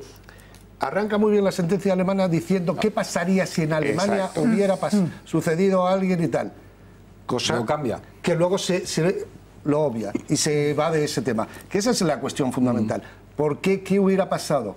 Yo hoy escribía, esta semana un artículo en La Información que era eso. ¿Qué pasaría si en Baviera hubiera un Puigdemont que decide independizar el Land Pues no pasaría lo que han dicho ahora este tribunal. Y el golpista se viene a vivir a Majadahonda, entonces a ver qué hubiésemos dicho. Pero también yo creo que el tribunal alemán ha tenido mucha influencia de la opinión pública. Claro. Y el gobierno español no ha trabajado bien en ese campo. Que es verdad que los que tienen que informar, comunicar, siempre son los rebeldes, se supone, ¿no? Que los que tienen que cambiar el statu quo, tienen que cambiar la situación. Pero en esto el gobierno español ha ido muy lento. No ha ido. Ha ido muy lento, porque, por ejemplo, solo que lo pongo de ejemplo, ¿os acordáis que en Barcelona, delante de Turren, hubo un grupo de empresarios alemanes? Que estuvo aquí su presidente, que saben muy bien, que estaban muy indignados por la situación, te los coges y te los llevas a su país y que expliquen ellos, que además hablan muy bien el alemán y conocen muy bien la realidad española y catalana, que expliquen lo que ha pasado realmente en Cataluña, que no es un juego de aburrimiento de unos cuantos que decidieron tal. Y esto no se ha hecho y no se ha pensado. O sea, aquí se está yendo a remolque de unas situaciones y hay luego, pues eso, un ministro, alguien dice cosas que van en contra. A mí lo que me parece que no estamos protegiendo una cosa tan importante como es este problema que tenemos. Es decir, no se está solucionando. Y ahí es donde está. Y el auto me parece hay una cosa que es importante reseñar sólido en torno sobre nuestro sistema judicial y el sistema judicial alemán. A ver, aquí tenemos en España un órgano que se llama la Audiencia Nacional. La Audiencia Nacional es la que determina en todo momento la entrega, las euroórdenes concretamente de cualquier país que nos vengan de Europa, ya sea de Alemania, de Italia, donde sea. Y es la Audiencia Nacional, bajo una sola idea o una sola jurisdicción, la que te dice, vale, encaja o no encaja. Y si tiene algún tipo de contradicción entre los magistrados, rápidamente lo solucionan, lo tienen muy claro. Vale, en Alemania son 15 Länder, si mal no recuerdo, y cada uno va de por libre. Puede perfectamente en otro Provincial, digamos, hubiera sido otra respuesta diferente. Entonces, en ese sentido, la seguridad jurídica que da España a la hora de entregar a gente con órdenes es mucho más importante que la que puede tener Alemania. Esto me lo han ratificado en la Audiencia Nacional varios magistrados. Bueno, Juan, déjame explicar, porque aquí cada analista ha hecho lo que le ha dado la gana. Hemos dicho la respuesta del Supremo a este tribunal alemán. ¿Cuál ha sido exactamente? Bueno, aquí tenemos el dato que, por cierto, ahora veremos por qué lo ha hecho, porque esto no era una respuesta dirigida directamente al tribunal alemán. Lo ha aprovechado. A ver, hay una cosa que tienes que tener en cuenta. A ver, nuestro tribunal es el Tribunal Supremo, ¿vale? Y estamos hablando de un tribunal regional en Alemania. Estamos hablando de la cúpula de la justicia española. Eso es muy importante. Y lo que están diciendo claramente es, vamos a ver, bonitos. Lo que estamos diciendo nosotros es lo que el Tribunal Supremo Español habla, el Tribunal Supremo del Reino de España, y vosotros sois la Audiencia Provincial o el Tribunal de Justicia del Land este. Y esto lo están dejando muy clarito. No, pues desde luego lo han dejado claro, y atención la terminología que utilizan, porque no es jurídica, es muy clara, es muy llana y lo van a entender. Vamos a verlo. Dice exactamente, parece contradecir los parámetros propios de lo razonable que el tribunal alemán homologue. De hecho, lo ocurrido en Alemania, consistente en revueltas con el fin de evitar que se ampliara la pista de un aeropuerto de Frankfurt, con un proceso separatista de una comunidad autónoma de más de 7 millones de habitantes. Asegura el Tribunal Supremo que no se precisa realizar un complejo análisis jurídico para colegir, y atención que aquí viene lo gordo, que se trata de dos supuestos fácticos que nada tienen que ver el uno con el otro, y que el ejemplo de la ampliación de la pista de un aeropuerto, al margen de resultar inidóneo por su evidente falta de similitud con un grave proceso secesionista, resulta carente de rigor para fundamentar una resolución judicial como la adoptada. Pues nada tienen que ver, atención, unas protestas de miles de personas como reacción a la ampliación de un aeropuerto con una rebelión jurídica de una comunidad autónoma. Y añade en la siguiente página, atención que esto también es interesante, que necesariamente tenía que derivar en enfrentamientos físicos al colisionar los intereses de una masa de 2 millones de personas con las órdenes que tenían que cumplimentar los funcionarios policiales. Y ya, atención, nos vamos a lo último, que dice: el ilustrativo zigzagueo practicado por el tribunal alemán con los ejemplos. La resolución dictada por el tribunal alemán se tramitara en un procedimiento rápido, explica muy posiblemente el resultado obtenido. Y ya como resumen, que ya me parece bastante adecuado, lo ha citado antes por encima Asís, dice que en nuestro caso no se trataba de ampliar o no una de las pistas del aeropuerto del Prat, que aquí lo que realmente sucedía era laminar el ordenamiento jurídico estatal y autonómico y oponerse frontalmente al cumplimiento de sentencias del Constitucional. Se culminaba, por tanto, un proceso secesionista dentro de un país de la Unión Europea, que parece mentira que haya que recordarlo, con una democracia asentada, que parece mentira que haya que recordarlo, a tenor de lo que dijo la ministra de Justicia germana, poniendo las masas en la calle para que votaran en un referéndum inconstitucional, oponiéndose a la fuerza legítima del Estado. Juan, desde luego son bofetones brutales. ¿Me permites un momento una cosa? Sí, y antes, venga, Juan, que todavía no ha hablado del tema. Hay una intervención de Frank Timmermans, el vicepresidente de la Comisión Europea, en este sentido, que exactamente son 1 minuto y pico, en el cual viene a decir, no tiene ningún sentido, además hubo aplausos por parte de la Eurocámara, no tiene ningún sentido que en unos segundos niveles se rebelen contra los primeros niveles dentro de la Unión. Lo tenemos. Es lo mismo. Si te parece, escuchamos a Juan, escuchamos a Timmermans, pero después de una brevísima pausa de publicidad. Hasta ahora. Es un tema muy importante.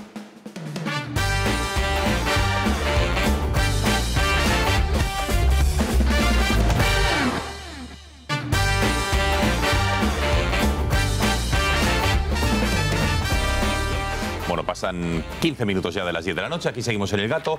Faltaba por hablar de las 11, ¿qué he dicho? 10. En Canarias. Juan Arza. Siempre nos quedará Canarias. Hombre, era evidente. Yo siempre me refiero a mis paisanos canarios. Venga, Juan. Son muchas las ideas y están muy conectadas unas con otras. Voy a ver si soy suficientemente claro y ordenado. A ver, el golpe de Estado fue una chapuza, pero no por eso es menos golpe de Estado. Claro. El golpe de Estado estaba mal preparado, no contaba con fuerza suficiente para imponerse. para doblegar al Estado. Oye, lo de Pero Tejero no por tampoco eso- era un ejemplo de no Furcio por eso, Malaparte, ¿eh? no por eso es menos golpe de Estado. Lo digo porque hay, desde luego en Cataluña, pero también en el resto de España, una cierta corriente de opinión partidaria de ser, en fin, ¿cómo lo diría yo?, comprensiva con los nacionalistas catalanes, porque eso que hicieron era algo de tipo simbólico, que lo único que pretendía era sentar al gobierno a negociar. Como el gobierno se negaba a hacerlo, pues había que subir el listón y hacer ese tipo de cosas. No, señores, esto de simbólico tenía mucho, pero también tenía mucho de fáctico, y hubo un golpe de Estado, por muy ridículo, por muy mal preparado y por muy chapucero que fuera. Bien, se trataba de un golpe que tenía elementos, llamémosle así, tradicionales, pero sobre todo ha tenido elementos posmodernos, y eso es lo que ha desconcertado completamente a una determinada clase política que vive en el siglo XX, si no en el siglo XIX. ¿Posmodernos? ¿Qué elementos? Sí, pues es un golpe de Estado que se dio en las redes sociales, es un golpe de Estado que se dio en la comunicación, que se dio, digamos, con los mensajes que se difundían en medios no tradicionales, que se dio por WhatsApp, y eso desconcertó absolutamente a las estructuras de un Estado, que son estructuras legalistas, cargadas de abogados del Estado, de juristas, en fin, de personas que funcionan, digamos, con otros parámetros, y el golpe se dio sobre todo, digamos, con una forma y con unas estrategias posmodernas. Y eso también es lo que desconcierta al tribunal alemán y desconcierta en cierto sentido a la opinión pública europea, porque cuando se habla de golpe de Estado uno tiende a imaginarse a un general a caballo blandiendo un sable, que entra por la escalinata del Congreso o algo por el estilo, y esto es algo bastante, o una tanqueta por en medio de la capital, y esto es bastante diferente, es un golpe de Estado, repito, posmoderno. Entonces, como uno no puede controlar lo que hace el tribunal o la audiencia de una región alemana, estamos de acuerdo en que uno no lo puede controlar, pero uno sí que puede controlar dónde se detiene a Puigdemont, ¿vale? Quiero señalar este dato. Y uno tiene que prever que si tú lo detienes en Schleswig-Holstein, pues va a acabar en las manos de este tribunal, y a lo mejor alguien debería haber estudiado cuál era su composición, cómo eran sus miembros, cuáles eran sus, digamos, sus sentencias anteriores, si era más o menos favorable a las tesis del Supremo. Esto en primer lugar. En segundo lugar, si se está poniendo en cuestión y se ha solicitado más información a España sobre la malversación de fondos, ¿cómo es posible que un ministro de Hacienda del Reino de España dé una entrevista que salga en la portada de uno de los principales diarios diciendo que no ha habido malversación de fondos públicos? Quizás este ministro también vive en el siglo XX o quizás en el siglo XIX, y si el interventor general de la Generalitat le dice que no ha habido desviación de fondos, él va y se lo cree. Es decir, como si no hubiera otras muchas maneras, que los nacionalistas incluso han publicitado, de hacer llegar el dinero. Decía Montoro, yo no sé con qué dinero se pagaron esas urnas de los chinos del 1 de octubre, ni la manutención de Puigdemont, pero sé que no con dinero público. Bueno, pero ¿sabes por qué lo dice? Porque si reconoce que esto es que se le ha colado a él. Perdón, no ha habido control por su parte. Acabo enseguida. Entonces, estamos con el tema de las urnas, estamos con el tema de... hay, por ejemplo, una publicidad institucional. Hay muchas otras maneras de apoyar este golpe de Estado y de apoyar la realización del referéndum que se llevaban haciendo desde hace mucho tiempo. Es decir, si el dinero llega a Òmnium Cultural o llega a un medio de comunicación comarcal que publica no sé qué revista comarcal gratuita y resulta que estos señores son los que imprimen las papeletas, o resulta que el dueño de esta empresa es el que después se gasta 100.000 euros de su supuesto bolsillo, que en realidad, tirando del hilo, vienen de la Generalitat, es esto de lo que estamos hablando. Claro. Entonces, insisto, en buena medida el éxito de los nacionalistas catalanes es que han planteado esto en términos modernos, o si se quiere, posmodernos.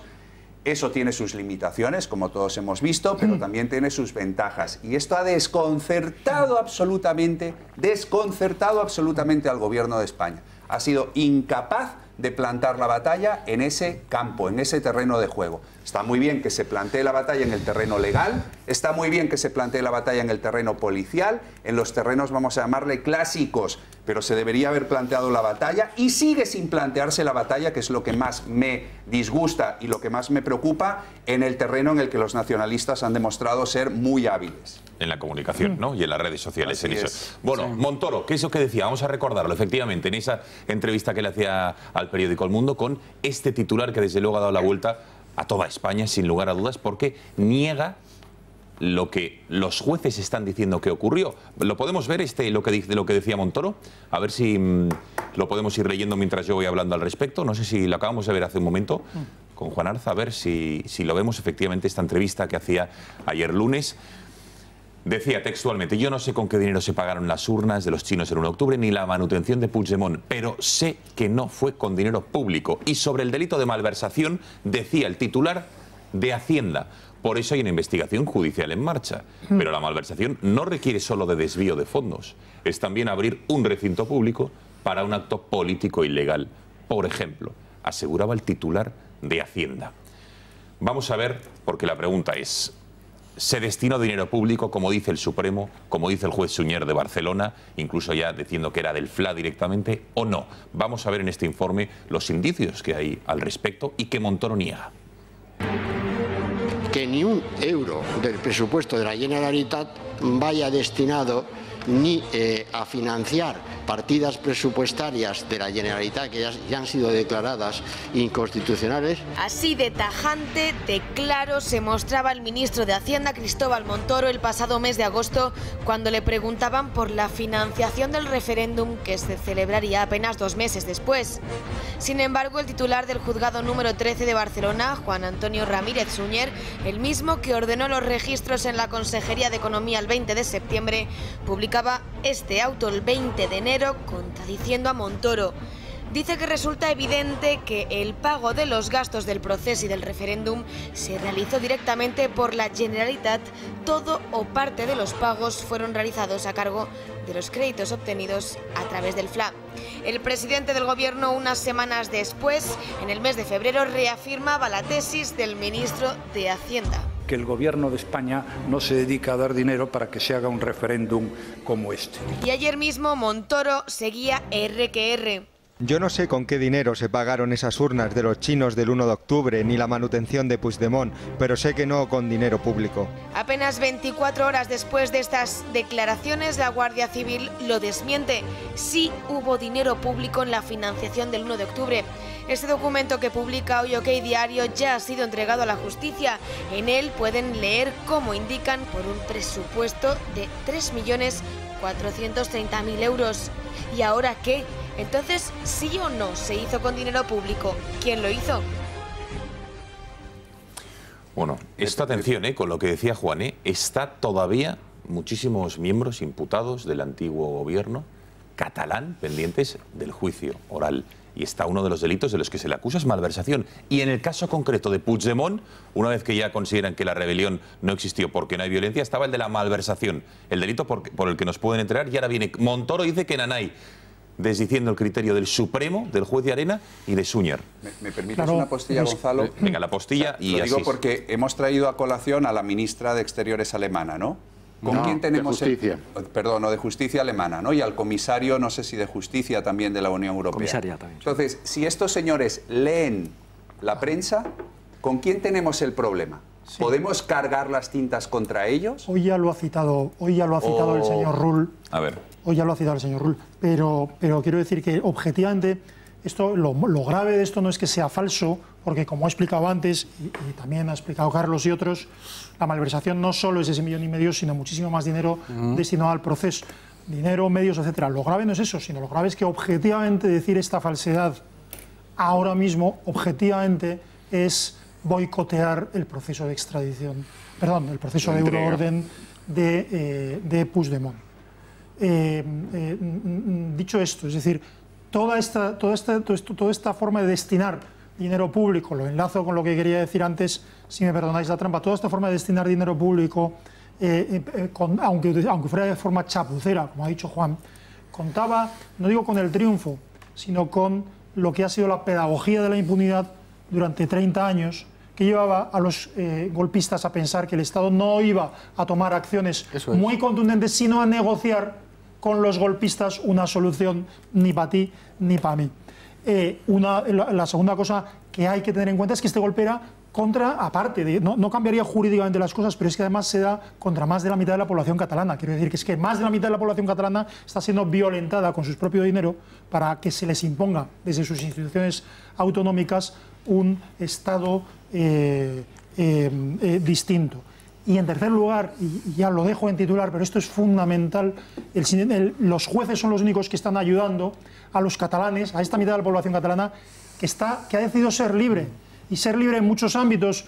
Tú, Juan, eres de allí, yo tengo muchos amigos y conozco ámbitos en los que han decidido ser libres, pero por primera vez en 30 años han decidido reivindicar un espacio de libertad personal en distintos ámbitos de la vida del día a día. Esto es lo que han protegido los jueces y esto es lo que está boicoteando a algunos miembros, desde luego del gobierno español, y de otros. Pero es que a ver, Carlos y Santiago.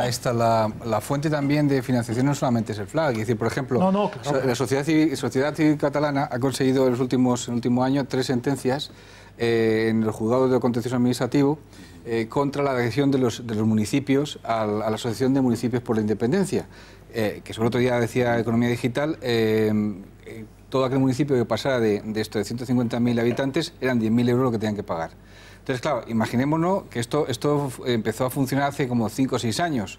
Si empezamos a pensar lo que han estado aportando esos 754, me parece que son municipios de los 900 y pico que tiene Cataluña, y muchos de ellos tienen muchos habitantes, eso también da otra fuente de financiación. Bien, eso en el momento en que llega el Tribunal Supremo y haya una sentencia firme, eso es malversación.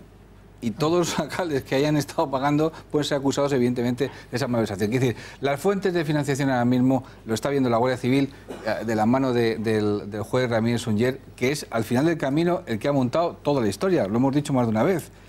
Ramírez Sunyer aparece justamente el día 20, ¿os acordamos? Maza había movilizado a todos los fiscales para interrogar a los alcaldes y demás, y de pronto aparece Ramírez Sunyer, con su querella que había presentado en su momento Vox, precisamente Miguel Durán y un ciudadano anónimo, y se presentó en la vicepresidencia económica, y ahí empezó la historia. Es decir, no ha habido en este sentido ninguna intervención por parte de la Fiscalía ni del Gobierno. Han sido los jueces los que han llevado a cabo todo este procedimiento, y donde estamos aquí es por los jueces. Y en los últimos informes que estaban aportando a Ramírez Sunyer, la Guardia Civil estaba afirmando que ahí había dinero, que habían financiado esto con dinero del Estado. Entonces, si ahora mismo Montoro dice eso, ¿qué te diga? Montoro no lo sabe todo. Cuando no le tocaba decir nada, porque si no hubiera dicho nada, no pasaba. Y por la acusación particular, por cierto, por la acusación popular, que no ha hecho poco en este tema. No, claro, fundamental. A ver, pues venga, la acusación popular, Santiago. Bueno, nosotros, en aquel momento, además, porque yo vi en este programa las declaraciones de Santiago Vidal, cuando contaba cómo se iba a desarrollar el golpe, me acuerdo que directamente me escribía con Javier Ortega y dijimos hay que actuar, hay que presentar una querella, que presentamos en el juzgado 13, que enseguida decretó secreto de sumario, y ese juez, desde enero del 17, el juez de Ramírez Sunyer, ha estado investigando con el auxilio de la Guardia Civil, y es precisamente la Guardia Civil la que da estos informes tanto al juez de Ramírez Sunyer como al juez de Arena, que llevan a los tribunales a esta conclusión. Lo digo porque es la Guardia Civil y de ninguna manera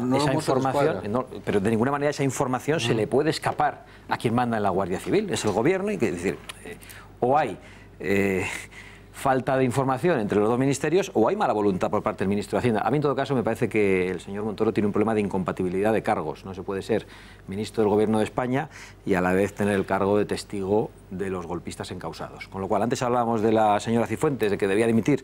Yo creo que es todavía mucho más grave lo que ha hecho el señor Montoro, que sí debe dimitir y apartarse por lo que ha hecho.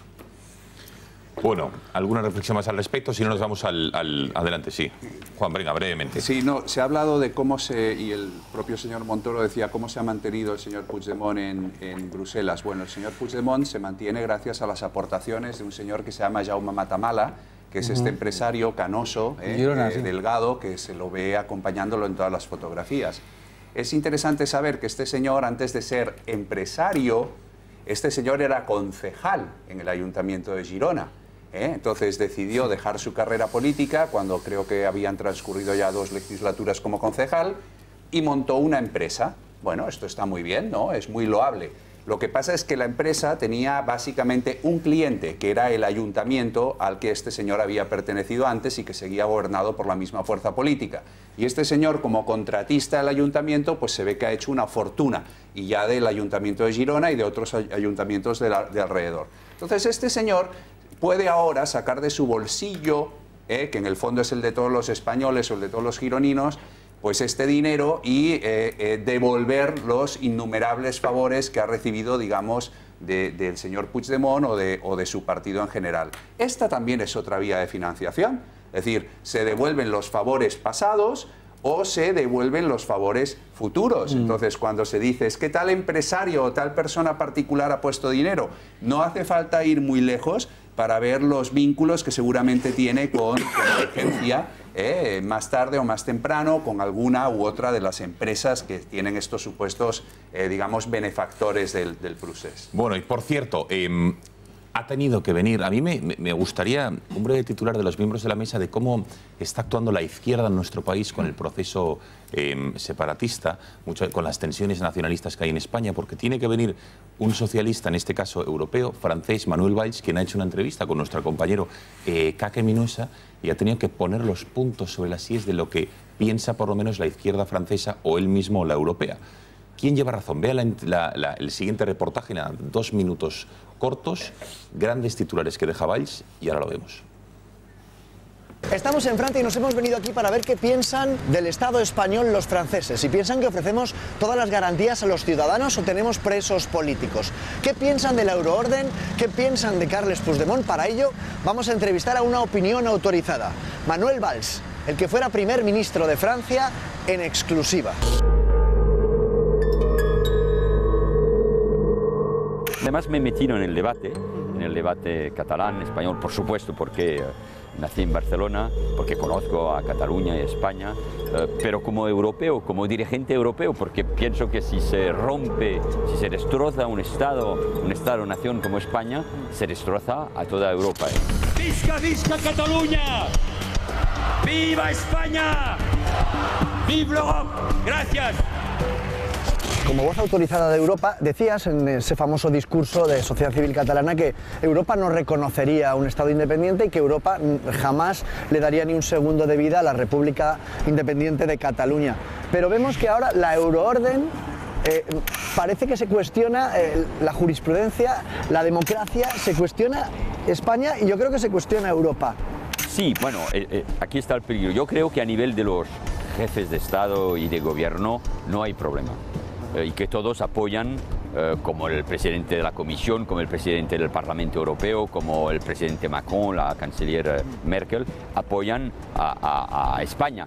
No al gobierno español solamente, apoyan a España y a su constitución, una mayoría en un consejo regional que decidiera de preparar una consulta para salir del Estado francés, sí. Pero la respuesta del gobierno, del Parlamento del Estado francés sería una respuesta muy dura. No se puede permitir, si no está previsto en la Constitución, que salga una región, un espacio de un Estado. ¿Cómo ves este deambular Bonnie and Clyde para burlarse de las fronteras de Marta Rovira, Carles Puigdemont? En el fondo es un fallo de Europa. Sí, bueno, bueno, como toda construcción política histórica, hay fallos, por supuesto. Europa está en peligro. Si somos un Estado, una federación de Estados-naciones, tenemos que proteger a nuestras fronteras exteriores, eso es muy importante, y adentro de Europa hacer vivir la cooperación judicial, policial, por supuesto la cooperación económica o social, pero esa cooperación judicial es muy importante. Pero ahora mismo yo lo que espero es que este espacio judicial va a funcionar y va a respaldar a España. Te veo optimista, te veo optimista. Sí, yo sí. Pero no eres capaz de matizarme si al final se va a juzgar por rebelión a Puigdemont. No, eso es la justicia española.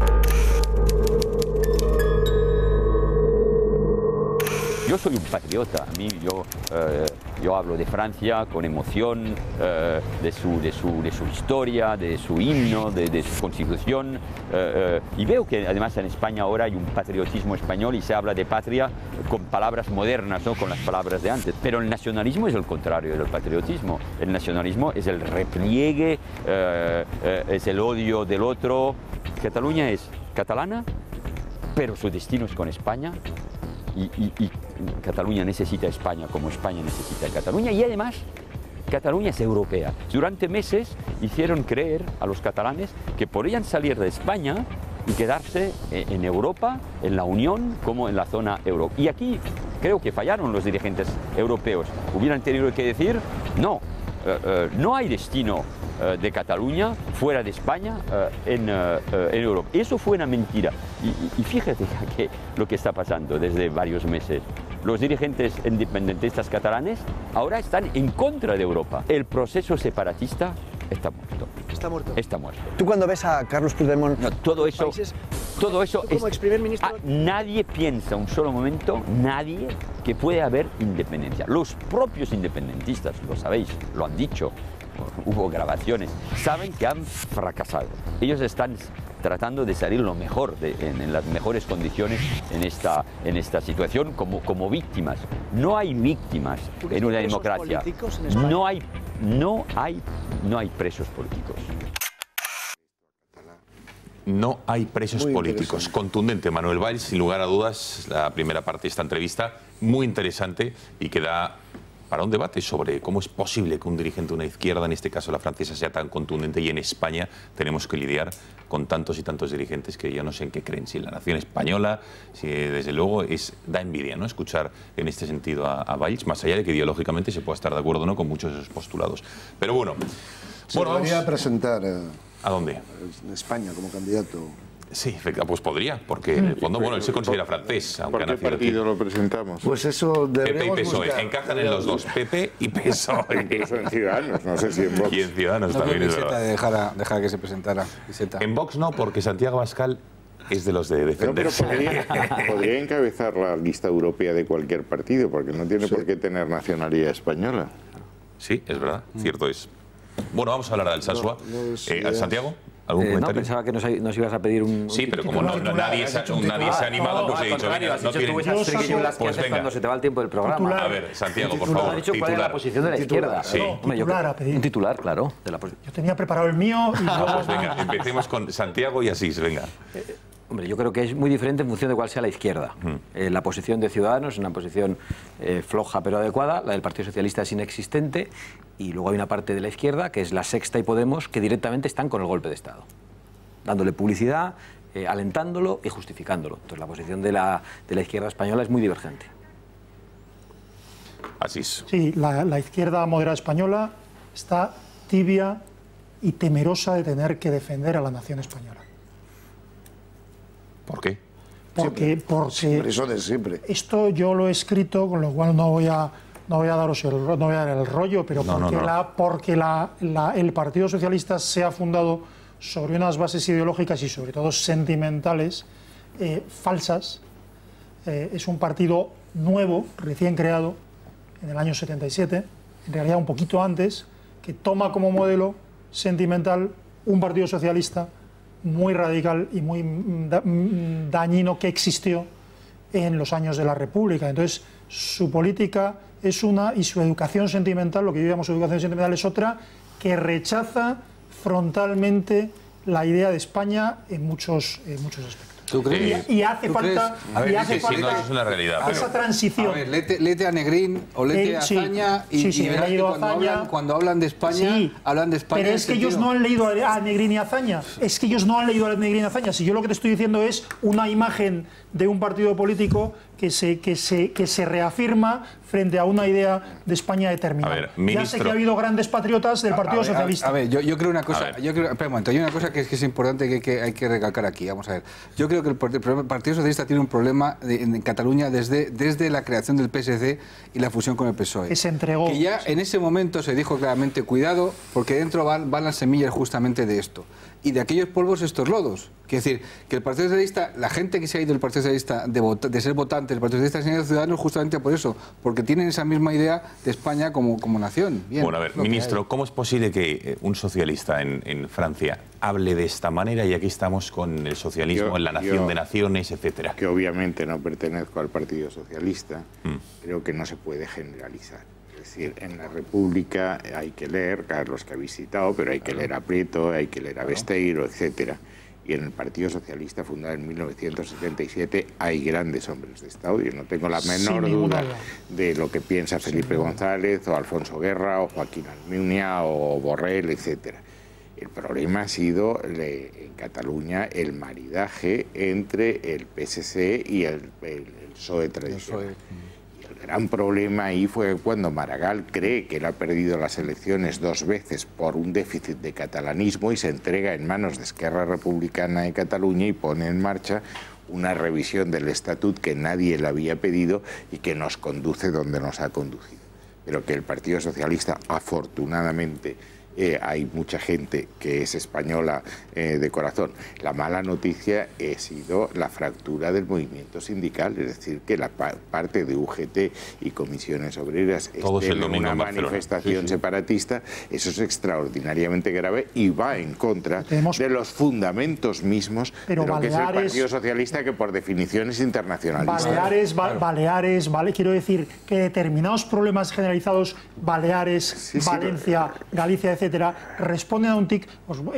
Habían pedido un titular y yo he querido sintetizar una cosa que no voy a hablar. Por supuesto que conozco el patriotismo en el Partido Socialista, pero dicho esto, existe un problema de formación sobre todo de las nuevas generaciones del Partido Socialista, que hace que existan graves problemas, no solo en Cataluña, porque ahora mismo el problema en Cataluña está tapando los gravísimos problemas del Partido Socialista y de otros en Baleares, Valencia, Galicia y muchos otros sitios. Roch y Abascal, que también pedía otra vez la palabra, y pasamos al Sasua, que todavía no hemos las estremecedoras palabras de las víctimas. Atención, en la Audiencia Nacional, no se lo pierdan. Venga. Que desde hace tiempo, pero ahora con un motivo especial, por lo que ha apuntado Manuel Valls, que la izquierda debe replantearse su patriotismo, su concepto de patria y patriotismo. Porque él ha apuntado, y gracias al problema catalán, lo de gracias entre comillas, que ha surgido un patriotismo moderno en España, moderno y constitucional. El problema también de la izquierda con el patriotismo viene de los años del franquismo. Y como lo del concepto de patria, la bandera y todo esto, le recordaba, y como es un tema recurrente para ellos, el franquismo y todo eso, tienen ahí un conflicto entre bandera, patria y todos esos símbolos nacionales. Pero eso tienen que ir cambiándolo. Yo creo que lo único bueno, quizá traiga otras cosas, pero Cataluña, el problema catalán, puede traer eso, un replanteamiento de los símbolos, de los conceptos de patria y bandera y todo esto, que la izquierda, sobre todo, deberá plantearse. La izquierda... Vete por España. Buen titular, Roch, buen titular. Venga. ¿Otro titular, Abascal? No te preocupes, yo si quieres te dejo pasar de... No, venga, a ver si es que un político tiene que tener capacidad de síntesis, ya, pero es que está pidiendo otro, que yo si son titulares lo doy. Pero como me lo reprochas, yo estoy dispuesto a cederte este tiempo. Bueno, no hay más titulares. Juan, ¿titular? No, yo creo que a estas alturas de la película, izquierda que apoya el nacionalismo solo puede responder a 2 grandes titulares. Uno, con todos los respetos, porque alguno bien intencionado hay, pero tontos útiles. Y otro sector que son los aliados fácticos, digamos, del nacionalismo, porque comparten un objetivo que es destruir el sistema político español. A estas alturas de la película, yo creo que ya nadie se puede llamar a engaño. Ya solo puede quedar la mala intención o directamente la ignorancia. Bueno, otro concepto de España también. Bueno, o la falta de lecturas, porque Colau le ha quitado la calle a Cervera pensando que debía mandar el Baleares en la guerra civil, claro. Ya... Eran fachas. Por cierto, de Colau Twitter, Unión de Mossos por la Constitución. En Twitter, búsquenlo, síganles y apoyen. Mañana estará aquí en el Gato uno de esos portavoces, con lo cual... Unión de los Mossos por la Constitución. Mossos, como se pronuncie, por la Constitución. Pon a las 10 mañana el Gato Roch y te lo contamos. Vale. Bueno, Alsasua, Audiencia Nacional, segunda jornada del juicio por esa brutal agresión, paliza.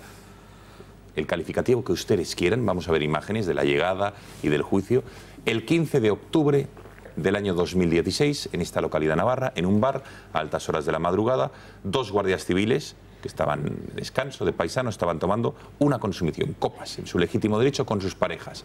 Fueron identificados por ser guardias civiles, eso es lo que se está dirimiendo ahora en el juicio, y les agredieron. Más de 25 personas llegaron a rodearles, ahí ven a 3 de los 8 acusados en primera fila y le despropinaron patadas, puñetazos en la cabeza, de todo. Fracturas de un tobillo, contusiones y daños psicológicos. Hoy era el turno de la declaración de los guardias civiles y de sus parejas.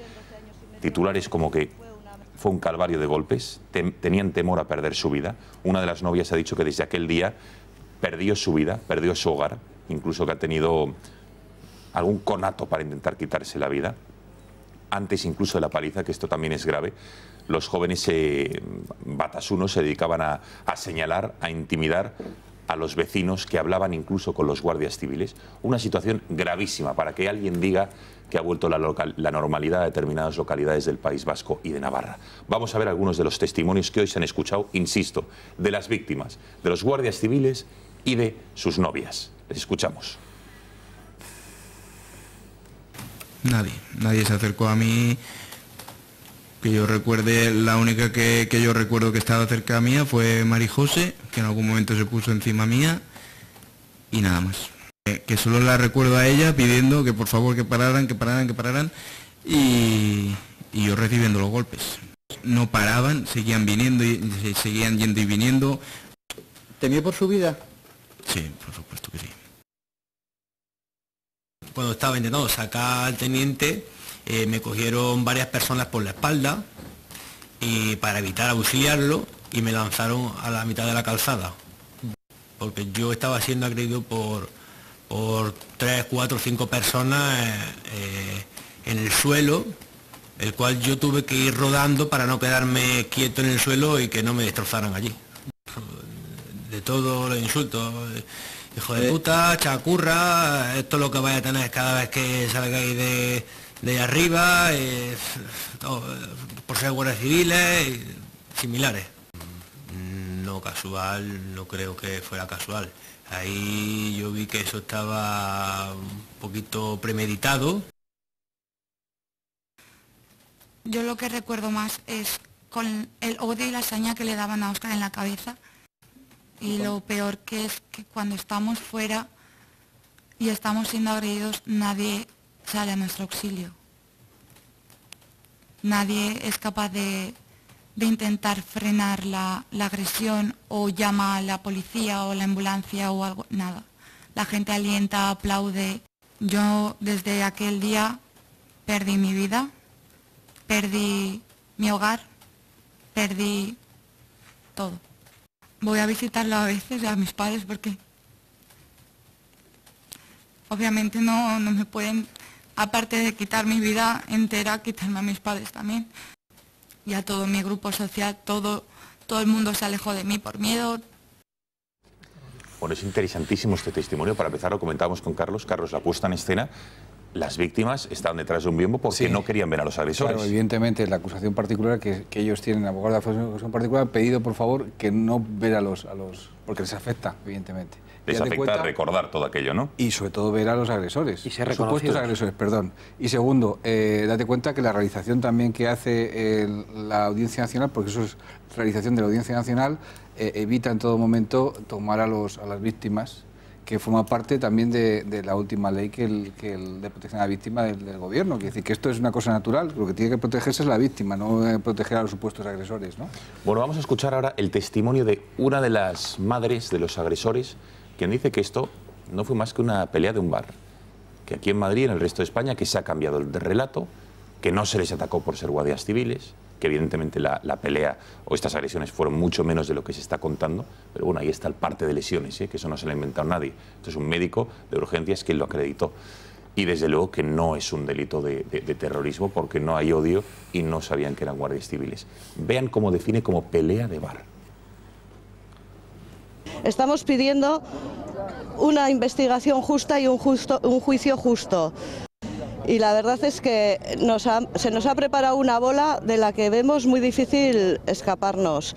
Sacar de contexto hasta este punto una pelea de bar con una lesión como una rotura de tobillo y que se puedan justificar 375 años de cárcel, creo que no entran en la cabeza de nadie. Bueno, ¿qué os parece? Desde luego una pelea de bar no era, porque yo en las peleas de bar, que desgraciadamente alguna he visto, reciben de ambos lados. Los que dan tortas y los que reciben. Y aquí solo recibieron unos rodeados por 25 personas. O sea que pelea de bar, no intenten engañar o ofender la inteligencia. Venga, a ver, reflexiones. Pedía primero Santiago, después Asís y luego el resto de la mesa, evidentemente. Pero acto terrorista tampoco. Bueno, claro. Bueno, eso ahora lo vemos, lo defendemos. Bueno, yo creo que estamos ante un linchamiento que pudo acabar en asesinato y con una inspiración clarísima. Es decir, que la mafia en un contexto determinado deje de asesinar no implica que deja de existir, que deja de atemorizar, y que a la banda terrorista ETA, por distintas circunstancias que no viene al caso analizar ahora, no le convenga asesinar en estos momentos, no implica que haya dejado de existir y que no haya todo una cobertura social, una serie de grupos auxiliares que se han dedicado históricamente en el País Vasco y en Navarra a hacer este tipo de cosas. Por lo tanto, el odio permanece y la inspiración es esa. Es la de atacarles porque son guardias civiles y por lo tanto yo creo que debería tener el agravante de acto terrorista, porque se ha pretendido aterrorizar, les han atacado por ser guardias civiles. Para echarles del País Vasco. Están ante un claro atentado a la autoridad que podía haber acabado muy mal y yo creo que debería tener ese agravante. Yo tuve la suerte, el honor de poder estar con los dos guardias civiles unos días después en el cuartel de la Guardia Civil de Alsasua, porque me llamó José Antonio Ortega Lara y me dijo, oye, deberíamos ir, ¿qué te parece? La verdad, a mí no se me había ocurrido. Pero en cuanto me lo dijo, cogimos el coche y nos fuimos al cuartel de Alsasua y allí le encontramos a los dos. Uno de ellos, de hecho, todavía no se podía ni levantar, estaba con la pata levantada. Y ¿Cómo les vio? ¿De secuelas físicas? Bueno, uno tenía más que otro y la verdad que son guardias civiles, tenían entereza, pero tenían absolutamente claro que podían haber acabado muy mal. Lo peor era cómo estaban sus familias. Temieron por su vida, lo han dicho hoy. Lo han dicho y lo dijeron entonces, y estaban allí con sus familiares que estaban mucho más asustados que ellos, lógicamente, y con la chica que hoy he hablado aquí, que era la pareja de uno de ellos, que además era de Alsasua. Claro. Realmente... Para ellos no fue una pelea de bar. No, para ellos no fue una pelea de bar de ninguna manera.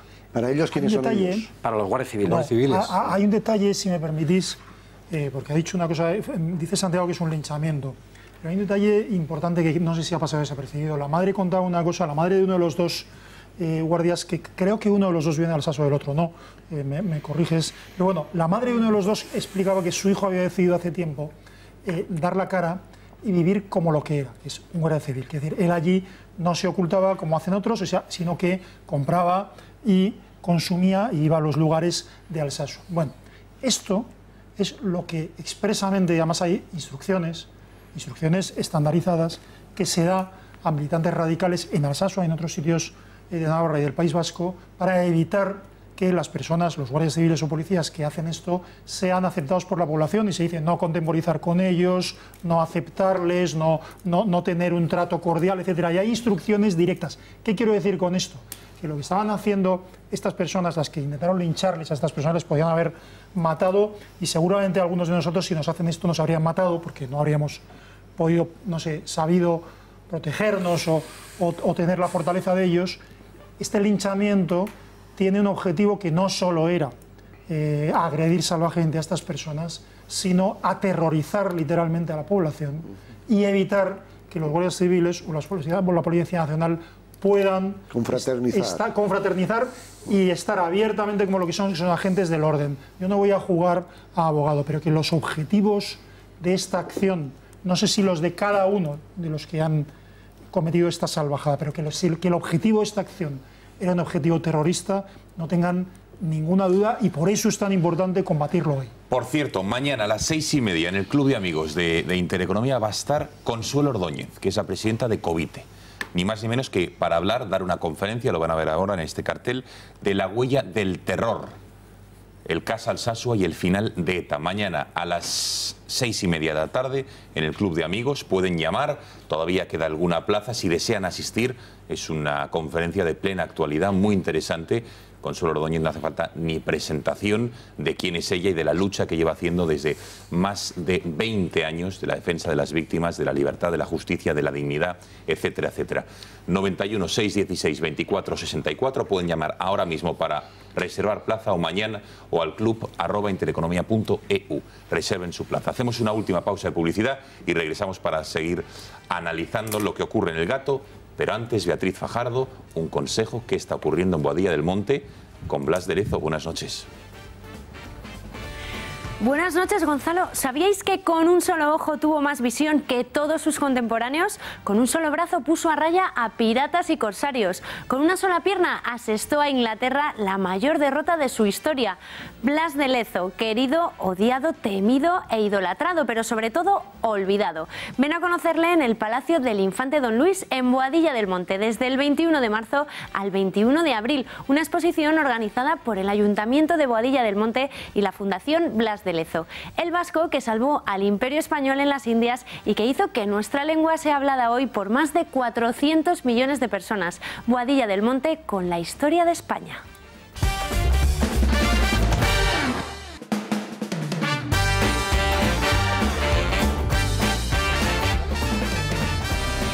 Está bien eso de Verbel baila con nuestra sintonía. Eso está muy bien, hombre, hay que alegrar el cuerpo a estas horas de la noche. Bueno, venga, ¿qué ocurrió en Alsasua? ¿Qué os parece la defensa, los testimonios de las víctimas? Desde luego, es terrorífico lo que ocurrió. Ahora veremos, algunos creen aquí en la mesa que hay terrorismo, no, pero fue terrorífico. Peligró su vida, temieron por ella. Secuelas psicológicas para las novias, o en concreto una de ellas. Una de ellas encima era de Alsasua. Ha tenido que seguir viviendo ahí. La llaman traidora por haber salido con un guardia civil. En fin, gravísimo. Más opiniones, venga. Bueno, lo que hay es un trasfondo de odio. Eso lo relata muy bien Aramburu en su libro Patria. Los que hemos vivido allí durante mucho tiempo, en los años duros, sabemos lo que era esto.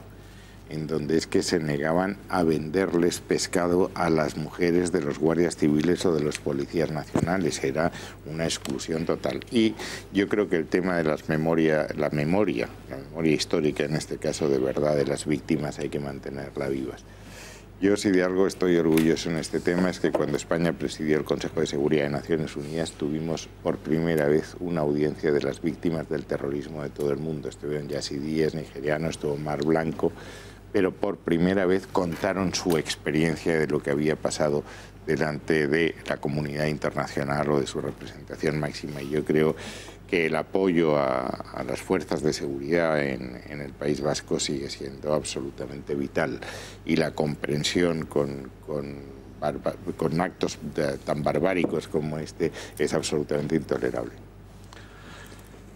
Roch, Arzan. Sí. Vale, bueno, Juan, sí, no. Pues, a ver, decía la madre de uno de estos chicos de Alsasua, de estos chavales de Alsasua, una pelea de bar. Bueno, una pelea de bar se suele producir pues por motivos, por tonterías o por motivos pues de bar, una discusión, que si has mirado a mi chica, que si cosas por el estilo. Esto no es una pelea de bar porque esto viene precedido de una campaña continuada en la que alguno de estos chavales de Alsasua había, digamos, formado parte o había estado, digamos, sometido a esa campaña de acoso, como bien se ha descrito aquí en la mesa, a la Guardia Civil, y de expulsión de todos aquellos que digamos, comulguen con la ideología imperante. A mí me dan mucha pena estos chavales de Alsasua, me dan mucha pena, pese a, digamos, a lo que han hecho, y porque creo que son carne de cañón de un nacionalismo vasco que gobierna muchas instituciones y que los está utilizando para conseguir sus objetivos de depuración ideológica, e incluso diría depuración racial del País Vasco, y que no quiere, como decía Asís hace un momento, que haya ningún tipo de integración ni de mezcla de sangres, porque es en esos términos en los que piensa el nacionalismo vasco, entre el guardia civil, ¿verdad?, y el chaval de Alsasua, o la chavala de Alsasua. Hay una chica que sale con una chica de allí del pueblo, que es la que se ha tenido que marchar del pueblo, es la que decía que había tenido que romper todas sus relaciones familiares y de amistad ¿verdad? Porque nadie le puede permitir, nadie le puede tolerar que haya cometido semejante traición a la patria como es pues tener un novio que es guardia civil. Repito, estos chavales son carne de cañón en manos de un nacionalismo que los está utilizando, y me produce auténtica repugnancia, por ejemplo, ver a personajes como Gabriel Rufián, Arnaldo Otegi y personajes de esa calaña utilizar este caso para hacer lo que verdaderamente les interesa, que es perjudicar el prestigio del Estado español y pintarlo como si fuera un Estado autoritario. Los están volviendo a utilizar, los utilizaron y los siguen utilizando a ellos y a sus familias como carne de cañón. A ver, a mí me preocupa lo de Alsasua porque la normalidad en el País Vasco va a tardar un tiempo, como ahora va a tardar en Cataluña también, esas cosas. Pero me preocupa más el futuro de Navarra, que no solo de Alsasua, sino... Sobre todo gobernándoles quien les gobierna. Por eso, porque creo que se avecinan tiempos duros, tiempos recios, que decían... Pero, a ver, es una pelea de bar. Sí, puede ser que no estuviera premeditada, pero que sí surgiera por ese... Pues bueno, ese sentimiento que existe de echar fuera del ámbito a los guardias civiles, al ámbito local y tal. Hay que determinar que en un pueblo pequeño es muy distinto a ciudades más grandes. Evidentemente la vida de guardias civiles o de gente de la autoridad en pueblos pequeños tiene que ser terrible. Significarse, para darle normalidad a la cosa, es digno de mención, pero también tiene que ser duro, porque no ha llegado la normalidad todavía. Yo me fío del juez y lo que dictamine la justicia en este caso. Es decir, yo no me atrevo, no tengo todos los datos como para... Puede que haya ahí esa, dijéramos, ese afán de demostrar que no son bien recibidos, que hay que marcarles el territorio.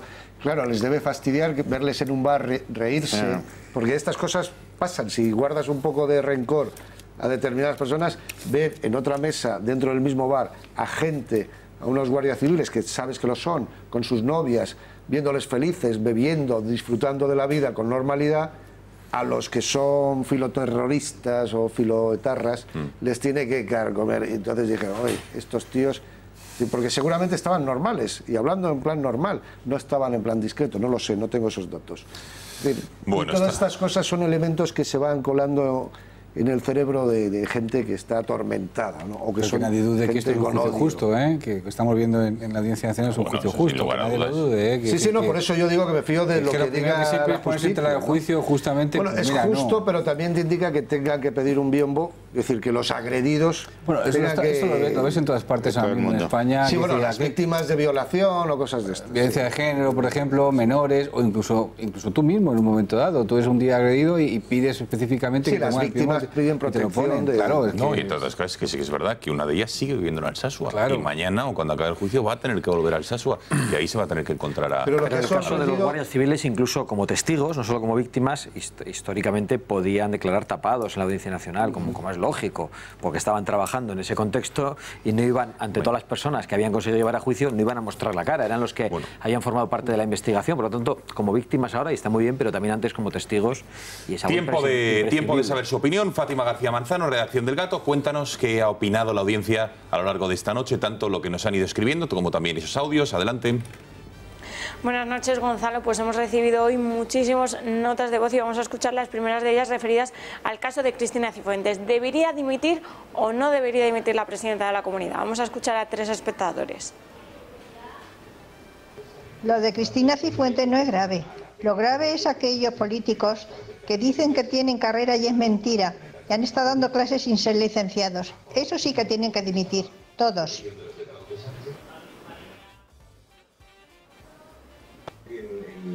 Yo creo que no tiene que dimitir. Hay otros políticos con muchos más problemas más graves que lo de Cristina Cifuentes.